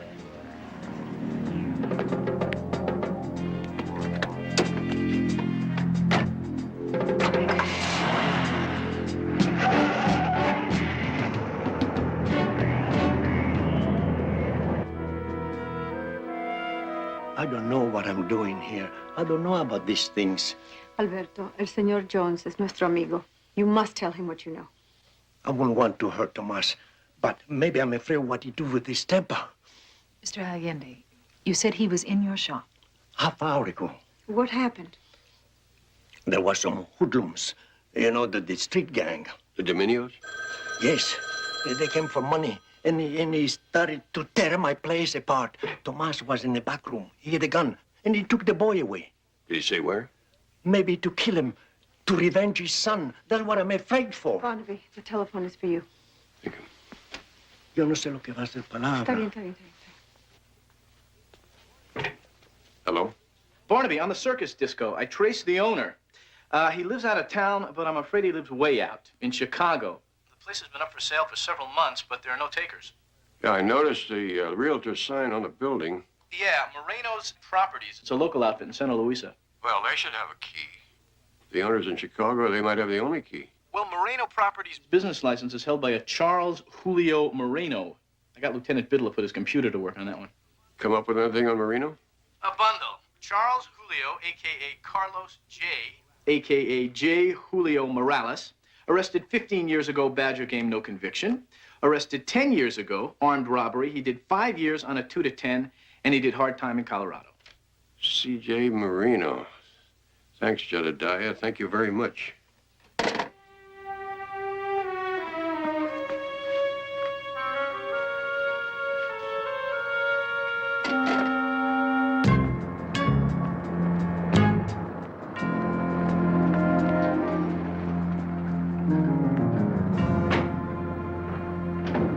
How did Avila find out? I don't know, man. All I know is he's looking for me, and I'm not about to hang around here and get caught. You give me some bucks and get me out of town. All right, take it easy. Here's a few hundred for now. Give me everything You tell me where you'll be, and I'll send you some more, okay? Put your hands flat on the desk and keep them there. Both of you. Avila, what's this? Go on. Put them on the desk. Go ahead. Reach for your gun. Make it easy for me. Avila, don't. Shut up! Spread your legs. Well, what do you want with us, man? Are you afraid for your life? What does life mean to you? You killed a boy who was decent and honest. You and this fine, upstanding businessman. I had nothing to do with the death of your son. It was an accident, man. I swear. I didn't mean for it to come down like it did, man. An accident? Oh, how convenient. Then maybe this can also be an accident. No, man, please. No, don't, please. Now, let's take it easy. Take it easy. I told you to stay out of this, Barnaby. This scum. He killed my boy. He also killed Vince Figueroa. With the help of Mr. Marino, Morales. It's ridiculous. I think that might be easy to prove. The phone company keeps records. I think you might find that you made anonymous phone calls to Sheriff Wilcox and Tom. Barnaby, get out of here. Forget you were ever here. Forget? Forget Maria? Forget Tina? Forget Jimmy, who died upholding the things his father taught him? Tom.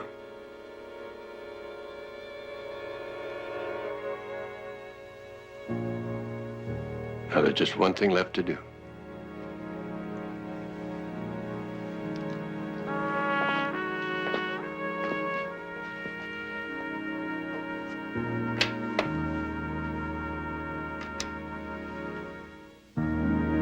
Yes, would you get me the sheriff, please? Well, I'm up. I'm not quite ready for any kicking yet, though. Plenty of time for that. Bless you. Both of you. Barnaby, old amigo, what can I say? Tom, you don't have to say anything. You got it all right here, the three of you. Family. Treasure it. Well, time for us to be on our way. Bye. Bye. Bye.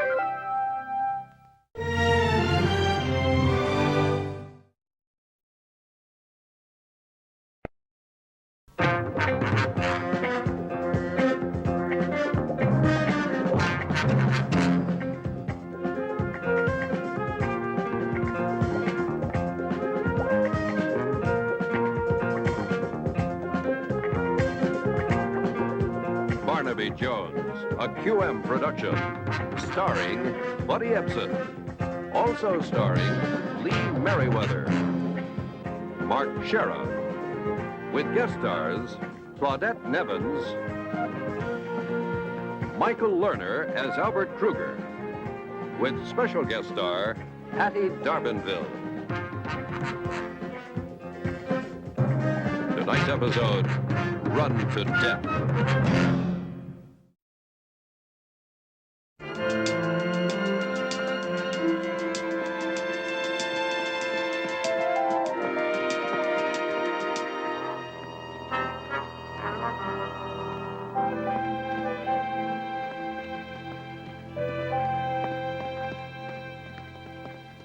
Good morning, Larry.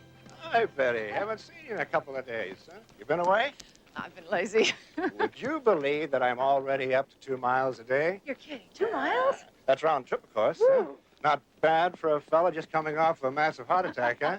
It's terrific. You're really making great progress. Yeah, well, another month and I'll give you a run for your money. You're on. Hey, this is where I turn around and go back. Okay. See you tomorrow? If I don't get an acute case of the lazies. Bye.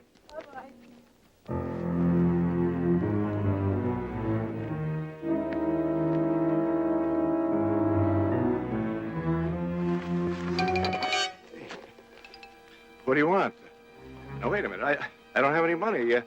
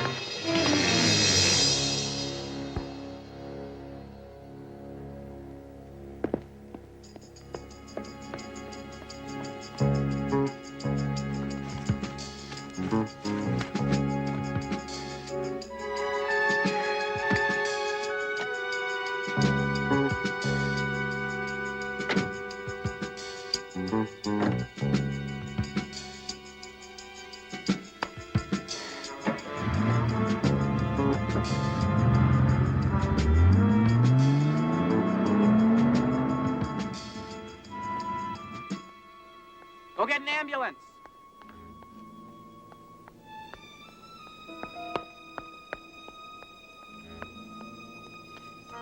Oh, good Lord. I said go get an ambulance. That's Larry Collins. I think he's dead. Oh, no.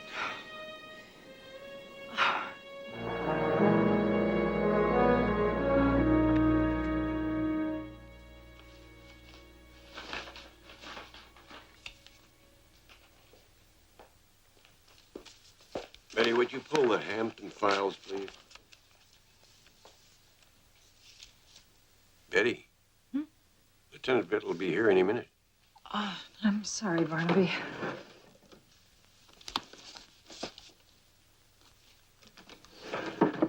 Are you still fretting over the death of that theatrical agent friend of yours? Yes, I guess I am. I don't know, Barnaby. It just doesn't add up, in spite of what the police say. In spite of what the police say about what? Hello, John. Hi, Lieutenant. Hello, Lieutenant Biddle. We were just talking about Larry Collins. Oh, the fellow that went off the hill onto the rocks. Betty doesn't think he should have been on that hill in the first place. Well, Larry was just recovering from a serious heart attack. His doctor had placed him on a systematic recuperation program where you start out walking a half a block and then every day after that you extend it a little farther. Yesterday, he was up to 2 miles. And when I saw him, he'd already finished 1 mile and was heading back. And your problem is his body was found beyond that point. A good quarter of a mile, which would have been a half-mile round trip. And plus going up that steep hill. Now, I know that wasn't on his program. Betty, didn't you ever break your doctor's orders? Well, not for something as serious as this, and I can't believe that Larry would either. I mean, he was really proud of those 2 miles. Barnaby, we better get started for the marina. All set. Betty, you try to cheer up. I'll talk to you later. You don't believe that, do you? Oh, I don't, J.R. Neither do I. Well, listen, if you had heard what he said, I mean, the way he said it, you wouldn't... What'd you say? I think I ought to go with you, is what I said. Because it's obvious you're not going to rest until you go back to the park and check it out for yourself.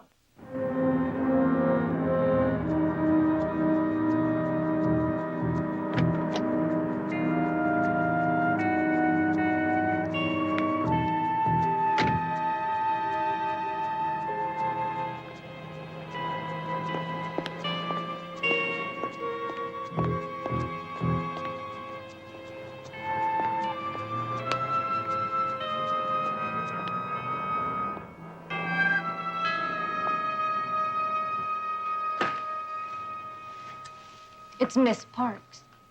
Oh, yes. Anita! Jessica, I'm so sorry I came as soon as I heard. Oh, what am I gonna do?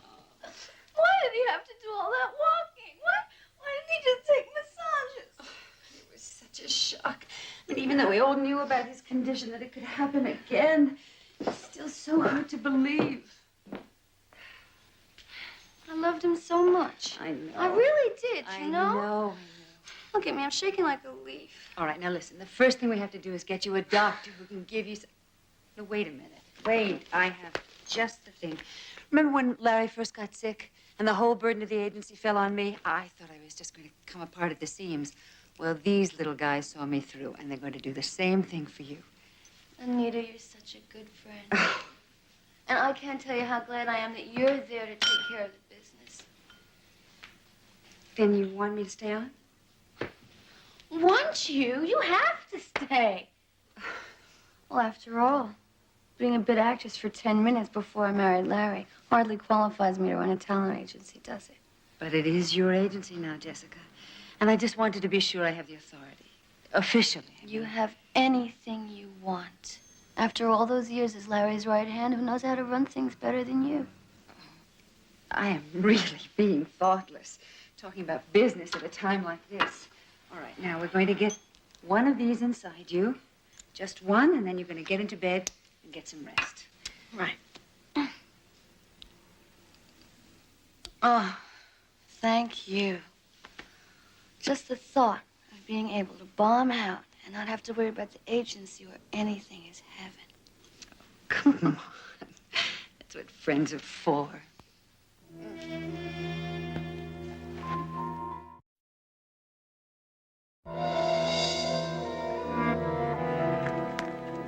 Well, there's only two reasons I can think of to come up here. One is because you want to, and the other is because somebody else wants you to. All I know is if I had a bad heart, I sure wouldn't want to. And that suggests force. Yeah? Yeah, well, there should be signs of a struggle here, shouldn't there? I'm afraid we're not going to find much of anything on this hard surface.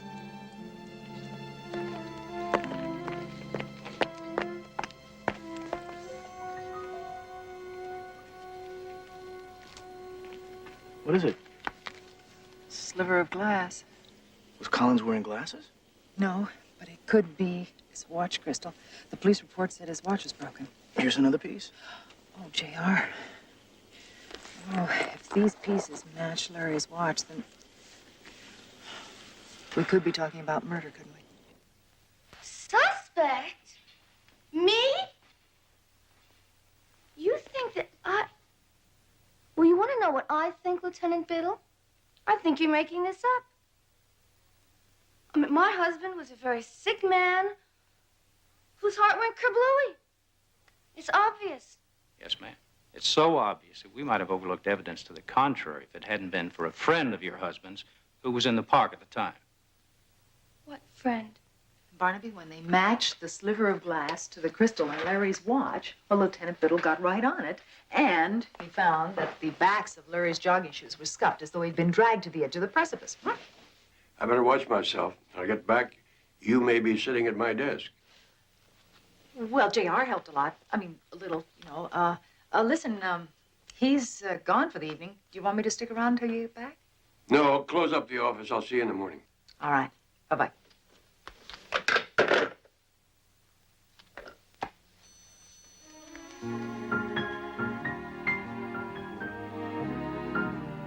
I'm looking for Betty Jones.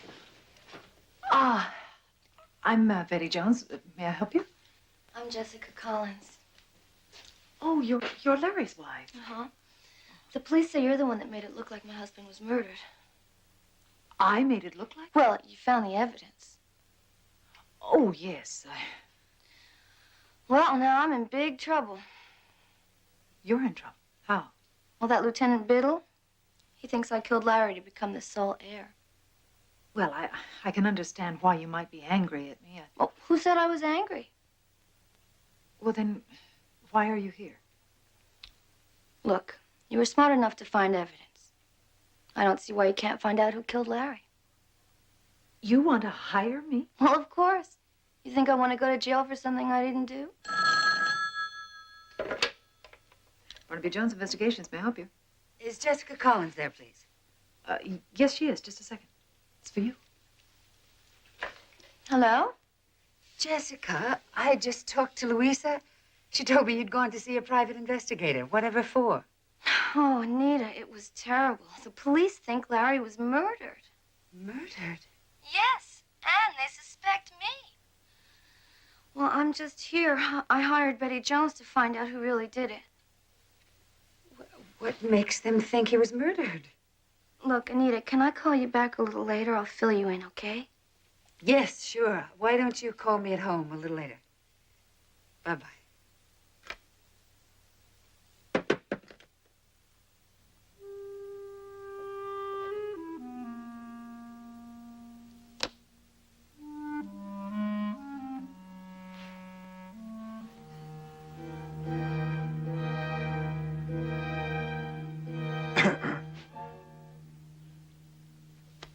Albert, don't you ever knock? Oh, sorry, Anita. I just finished the quarterly tax returns. I wanted to bring them over personally. Next time, send a messenger. Or better still, make an appointment. I couldn't wait. I wanted to congratulate you. You did quite a job while Larry was out sick. Highest quarterly earnings in the 3 years I handled the agency's books. Thank you. Just leave them on my desk. I'll look at them tomorrow. I was just getting ready to leave. You look tired, Anita. How about letting me buy you a drink, huh? Albert, we're not going to go through that again, are we? I'm not your type, remember? Bet if I were a big-time movie producer, you'd be my type. Right? Wrong. Business is what you and I do, Albert. That's all. Just business. You do business with producers. They hire your clients, like that new actor, Troy Michaels. They hire him a lot. That's because I'm such a good agent. Good? No, you're better than that. I mean, to get so much work for Troy Michaels, you know, when there isn't any such person.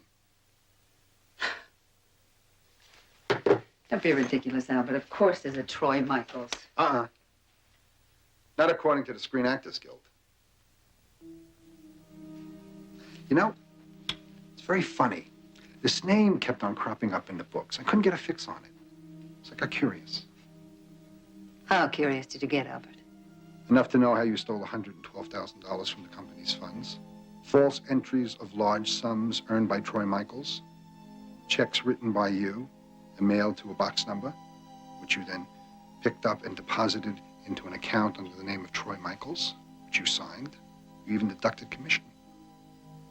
Very clever. Apparently not clever enough. Well, I think maybe you underestimated me, that's all. I'll be careful not to let that happen again. Good. Now, how about that drink, huh? Of course, Albert. I'd be delighted.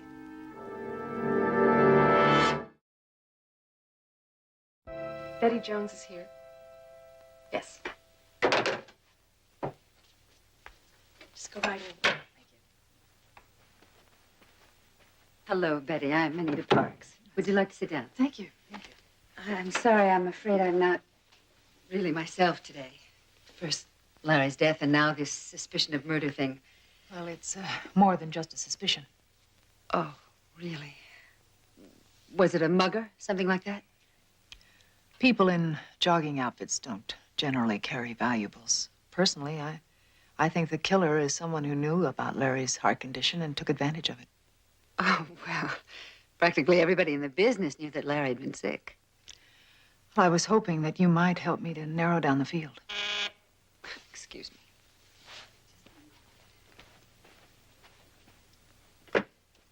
Yes, Nancy. Okay, put him on. I'll just be 1 minute.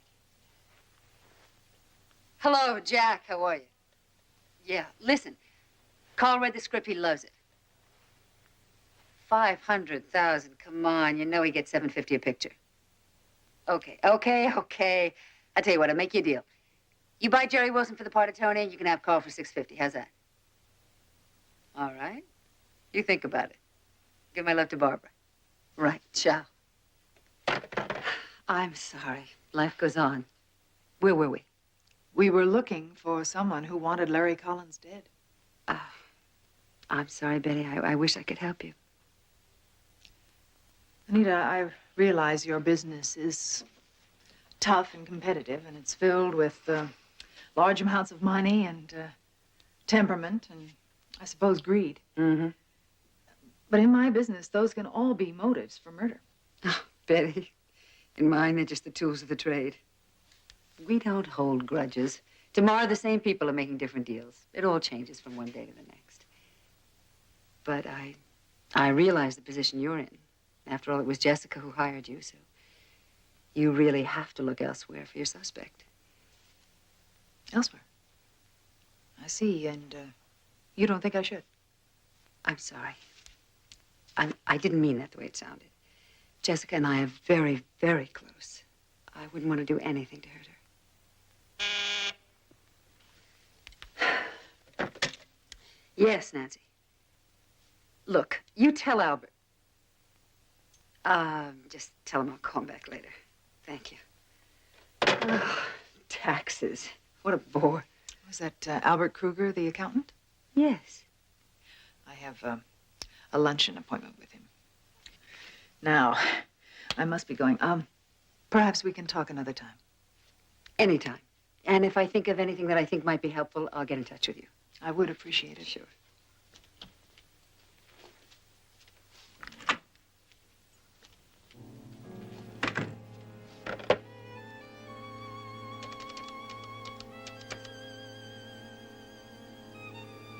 Anita Parks for Albert Kruger. What do you mean he's not in? He just called me.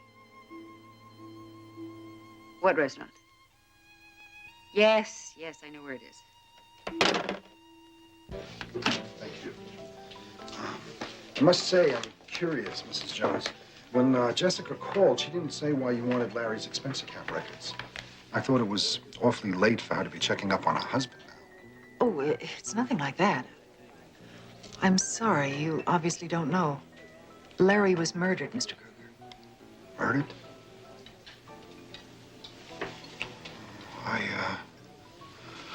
I was told it was his heart.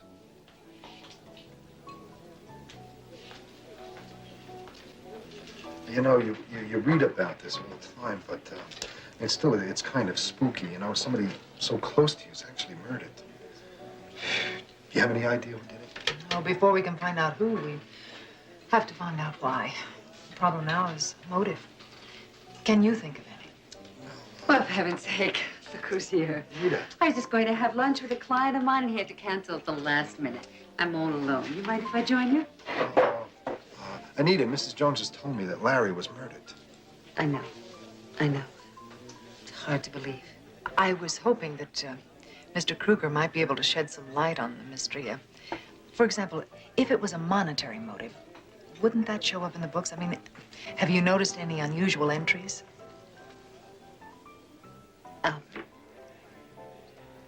You just finished doing the tax returns. If there was something unusual, you'd remember. Yeah, sure. Oh, no, nothing.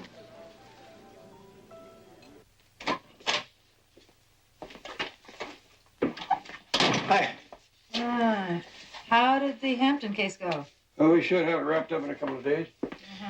Did Collins' personal expense record tell you anything?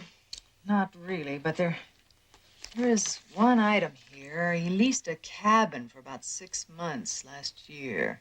I called Jessica. She didn't know anything about it. Oh, you mean like Lover's Hideaway kind of thing, huh? Could be. He gave it up about the same time he married Jessica. Well, if he did have a roommate, it couldn't have been Jessica. He only met her a week before he married her. Well, now, how did you know that? Lieutenant Biddle brought it up. We saw him this morning. He also said that Jessica was about to be evicted from her apartment for non-payment of rent before she met Collins. And I don't have to ask you what Lieutenant Biddle read into that.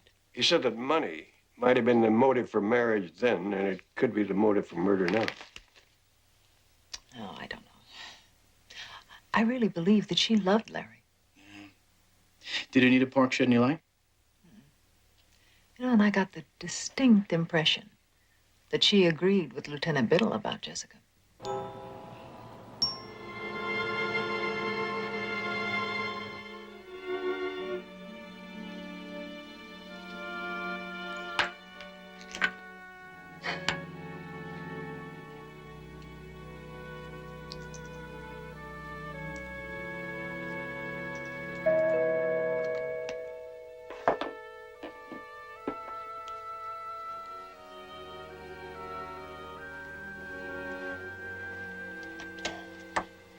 Albert, come on in.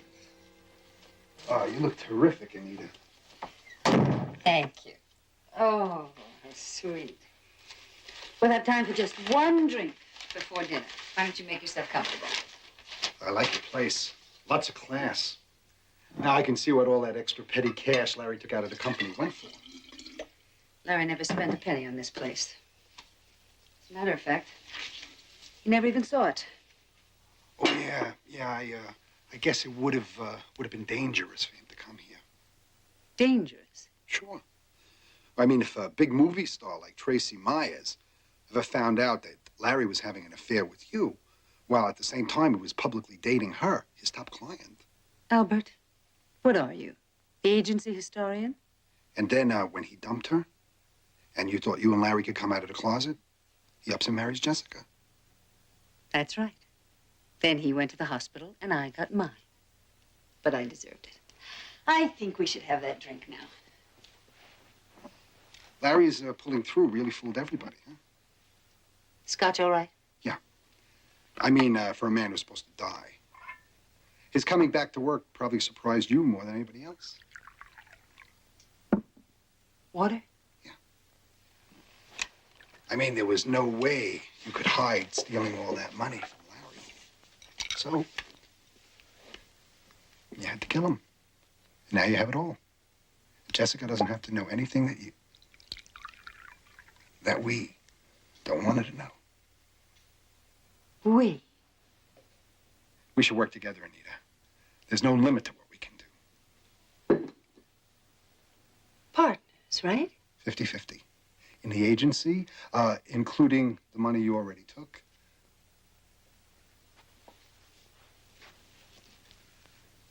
Everything. You know what?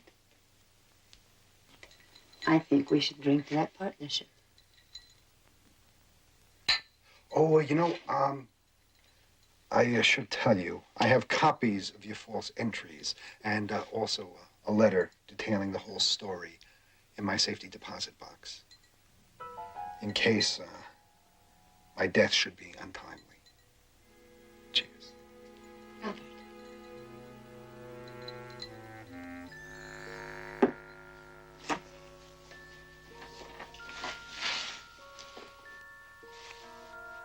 I like your style. Oh, how clumsy. Let me get a towel. I like the first idea better.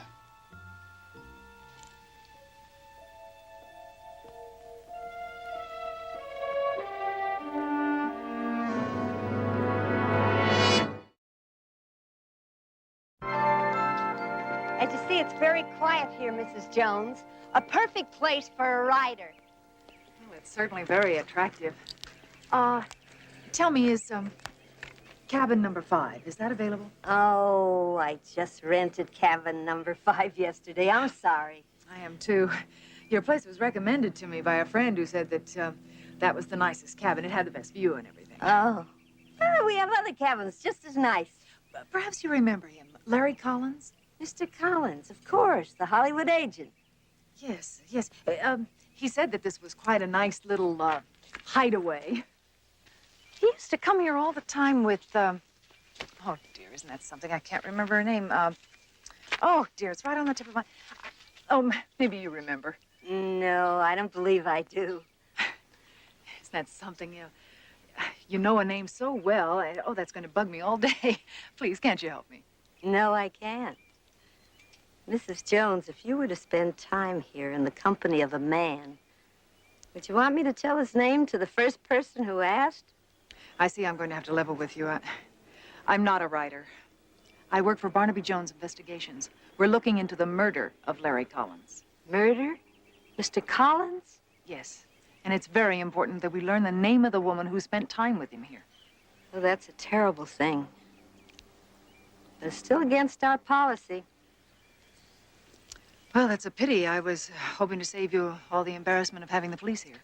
Police? Well, yes, it is a murder investigation. Unless I can resolve the matter here and now, well, the police will come up here, seal up cabin number 5, ask you all sorts of embarrassing questions. Anita. Her name was Anita. Anita Parks? I never knew her last name, but she was the only one he ever brought. A tall woman, attractive, brown hair? Yes, but she was a redhead. A redhead? You sure? I'm positive. All right, thank you very much. You're welcome, I'm sure, Mrs. Jones.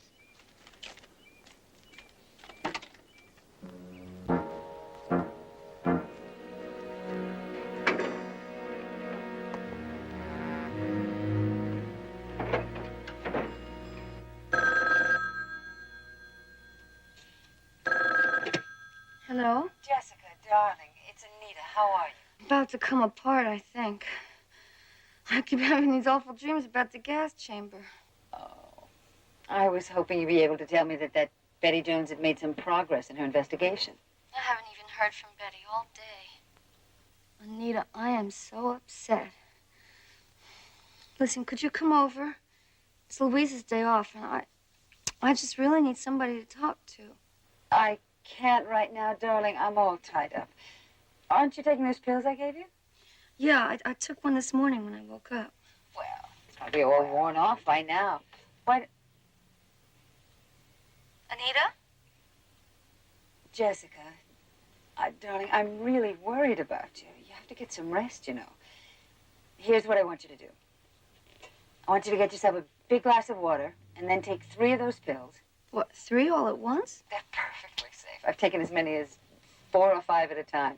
They'll bring you way down, I promise. I sure hope so. Don't worry, they will. And I'll try and stop by a little later on, look in on you, so leave the door unlocked for me. Okay? Okay. All right. Darling, I gotta run. I'll see you later. Bye-bye.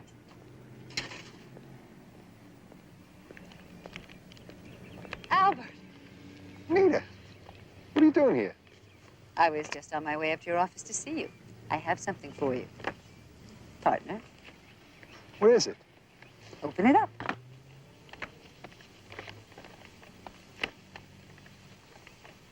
Your share, Albert. $50,000. Well, I thought I was supposed to pick it up from your place tonight. Well, when I took it out of the safe deposit box, I started getting nervous. I didn't want to be walking around with all that cash on me. Yeah, well, neither do I. Well, I've heard you have a safety deposit box, too. Look, Anita, I have an appointment. Well, you'll be a little late. Yeah, well, I'm late already. Albert, I may have become your partner, but I'm not your banker, too. Do what you want. Okay. I'll take care of it. Good.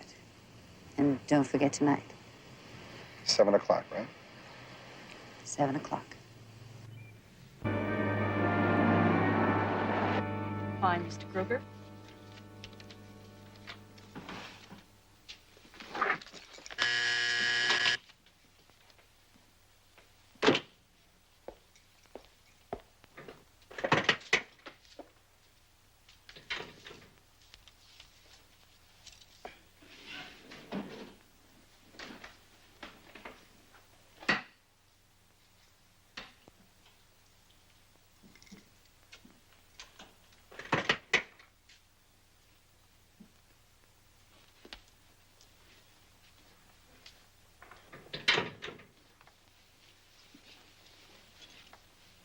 Thank you. Oh, back so soon.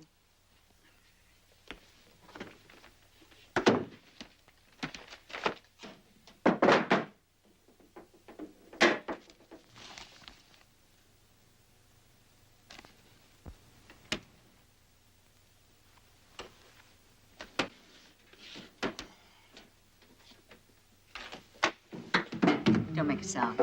Nita. Get that door closed. Go on. We'll have a board meeting later, partner.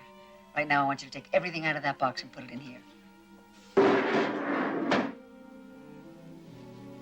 If you make one false move when we get back to the vault, I'll kill you.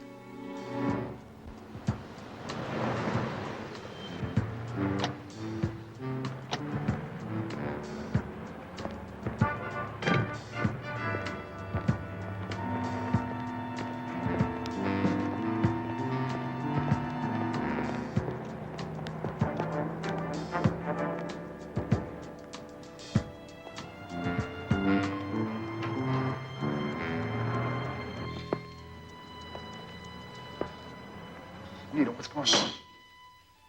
Jessica? Jessica? What are we doing here? Don't you ever listen, Albert? I told you. We're going to dissolve our little partnership. Okay, anything you want. But what does coming here have to do with anything? Move it. Get in there. Go on. That's good. Keep going. Over there. Jessica? Jessica? She dead? Take your shoes off, Albert. My shoes? Come on. You're always so anxious to get your shoes under a pretty girl's bed. Now's your chance. Do it. A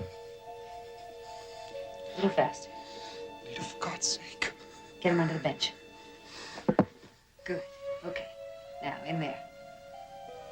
Come on. Inside.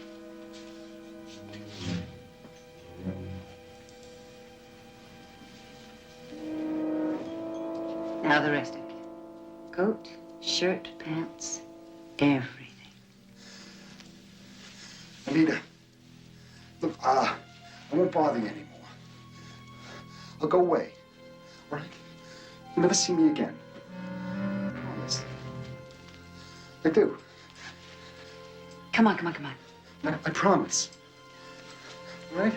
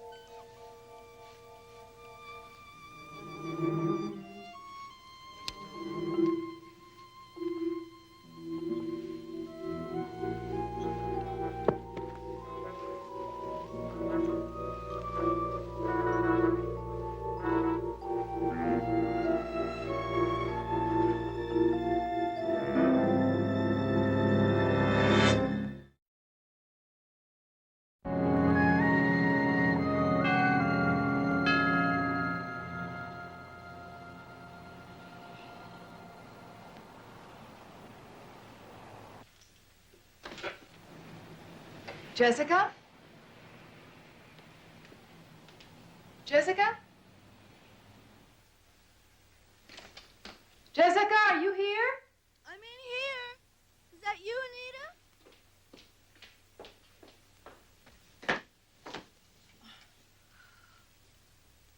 Oh, hi. Jessica, are you all right? I've been calling all afternoon. I took some pills. Boy, it really bummed me out that time. I let the phone ring off the walls. That must have been some sleeping pill. 3. 3? Did your doctor say that's all right? No, Anita gave them to me. She told me she's taking 4 or 5 of them at a time. Anita? Jessica, was Anita ever a redhead? Yeah. She went brown about 6 months ago, I think. You asked me if she was cute or red. You may not want to hear this, but I have to ask the question. Did you know that Larry dated Anita before he married you? Oh, wait a minute. Are you trying to tell me that Anita had something to do with Larry's death? No, I'm not saying that. I just have to follow every lead that I get. Well, she might have gone with Larry. But Anita is still a very dear friend of mine. I don't want to hear any more gossip about her. Excuse me, I need an aspirin.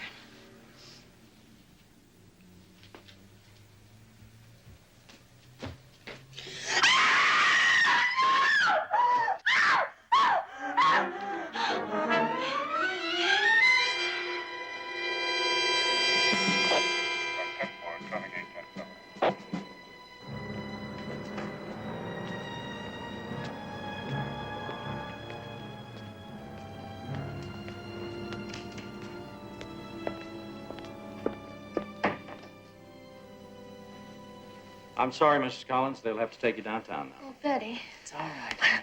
I'm not a murderer. Please make them believe me. Please, please. I'm going to do everything I can. Go on. It'll be all right.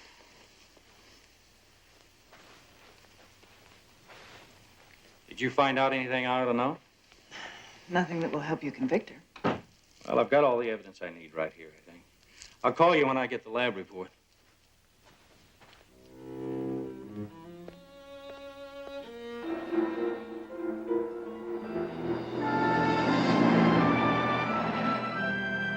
Okay, Lieutenant, thank you. Right. Goodbye. Well, that's it. The gun that killed Albert Kruger was registered to Larry Collins. Jessica said she thought it looked like his. But she said that she made him keep it at the office because she was afraid of guns. Oh, maybe so, but her fingerprints were all over it. I get the impression, Betty, that you think this is some kind of a frame. You're right, Barnaby, I do, but I don't know why just yet. But I think Anita Parks does. When I went to the Collins house, the front door was unlocked. And when I went inside, Jessica said, "Anita, is that you?" Now, when I asked about it later, she said that when Anita called and told her to take the 3 pills, she said that she might look in on her later to leave the front door unlocked. Yeah, that sure does sound like a frame, doesn't it? She could deny it. Her word against Jessica's. And Jessica did not know that it was Anita who shared the Las Tunas cabin with Larry. A clandestine affair with her boss, who was later murdered. His widow, who inherited the agency, is arrested for the murder of the firm's accountant. There's got to be a motive in there somewhere. And I don't think it's going to be easy to prove. If I could just put Anita and Kruger together earlier this afternoon, that'd be a start. Can I help? Ah, yes. I'm known at the agency, but you might be able to get a line on Anita. Consider it done.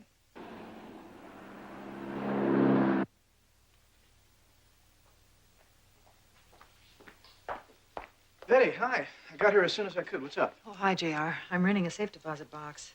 What? Well, I think we're on to something. Albert Kruger had an appointment yesterday afternoon with a Mr. Nelson. Now, he said that Kruger was very anxious to leave to cut off the appointment so that he could get to his bank. This one? Mm-hmm. Nelson said he was very nervous. He thought it had something to do with the large envelope that he never let out of his hands. Did Nelson know what was in the envelope? No, but I got Lieutenant Biddle to do some official checking through the manager here, and he gave permission for this young lady to tell us everything she knows about the case. Mr. Kruger was carrying a large manila envelope when he came in.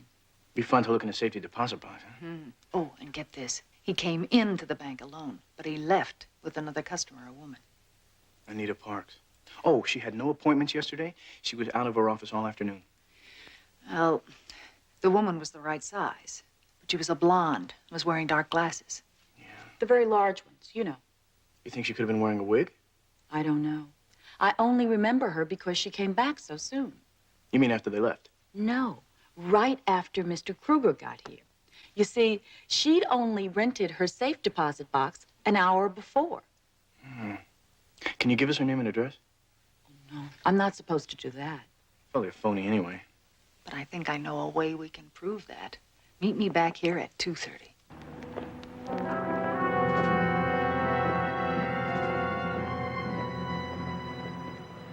And I've got you the very best defense attorney in the state. Oh, Anita, what would I do without you? Oh, come on, just try not to worry, okay? Oh, listen, would you have the lawyer talk to Betty Jones? Sure, but why? Well, I'm not sure. It's something about Albert and some woman at a bank. Right now, Betty's trying to get a court order to open both of their safe deposit boxes. Oh, sounds very mysterious. Listen, darling, I really have to run. I'll be in touch with you just as soon as I can. Thank you, Anita.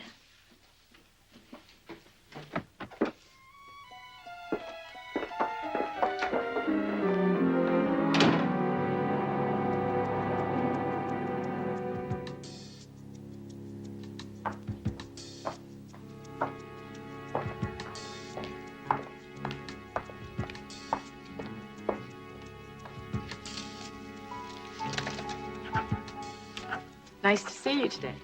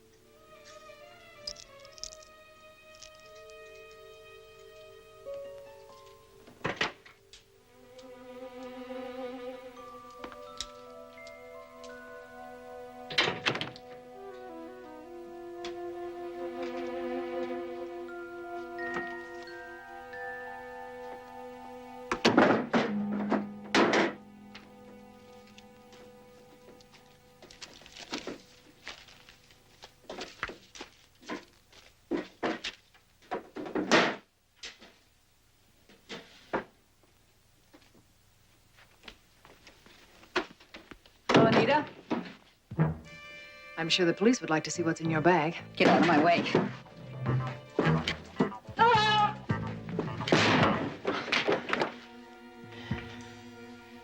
All right. Now, We'll just have a nice, quiet little chat until the police get here. Don't be a fool. To get in my way. She's got a knife! Let me in. Buzz me in. Do it. Come on.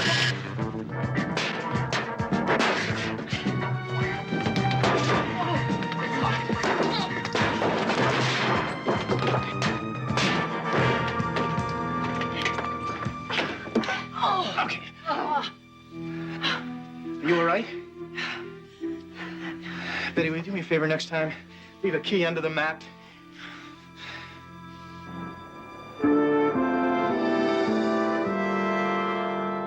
So, after they found the powder-burned towel in Anita's car, there was nothing left for her to do but confess. Particularly in the face of the evidence that she was keeping in her safe deposit box.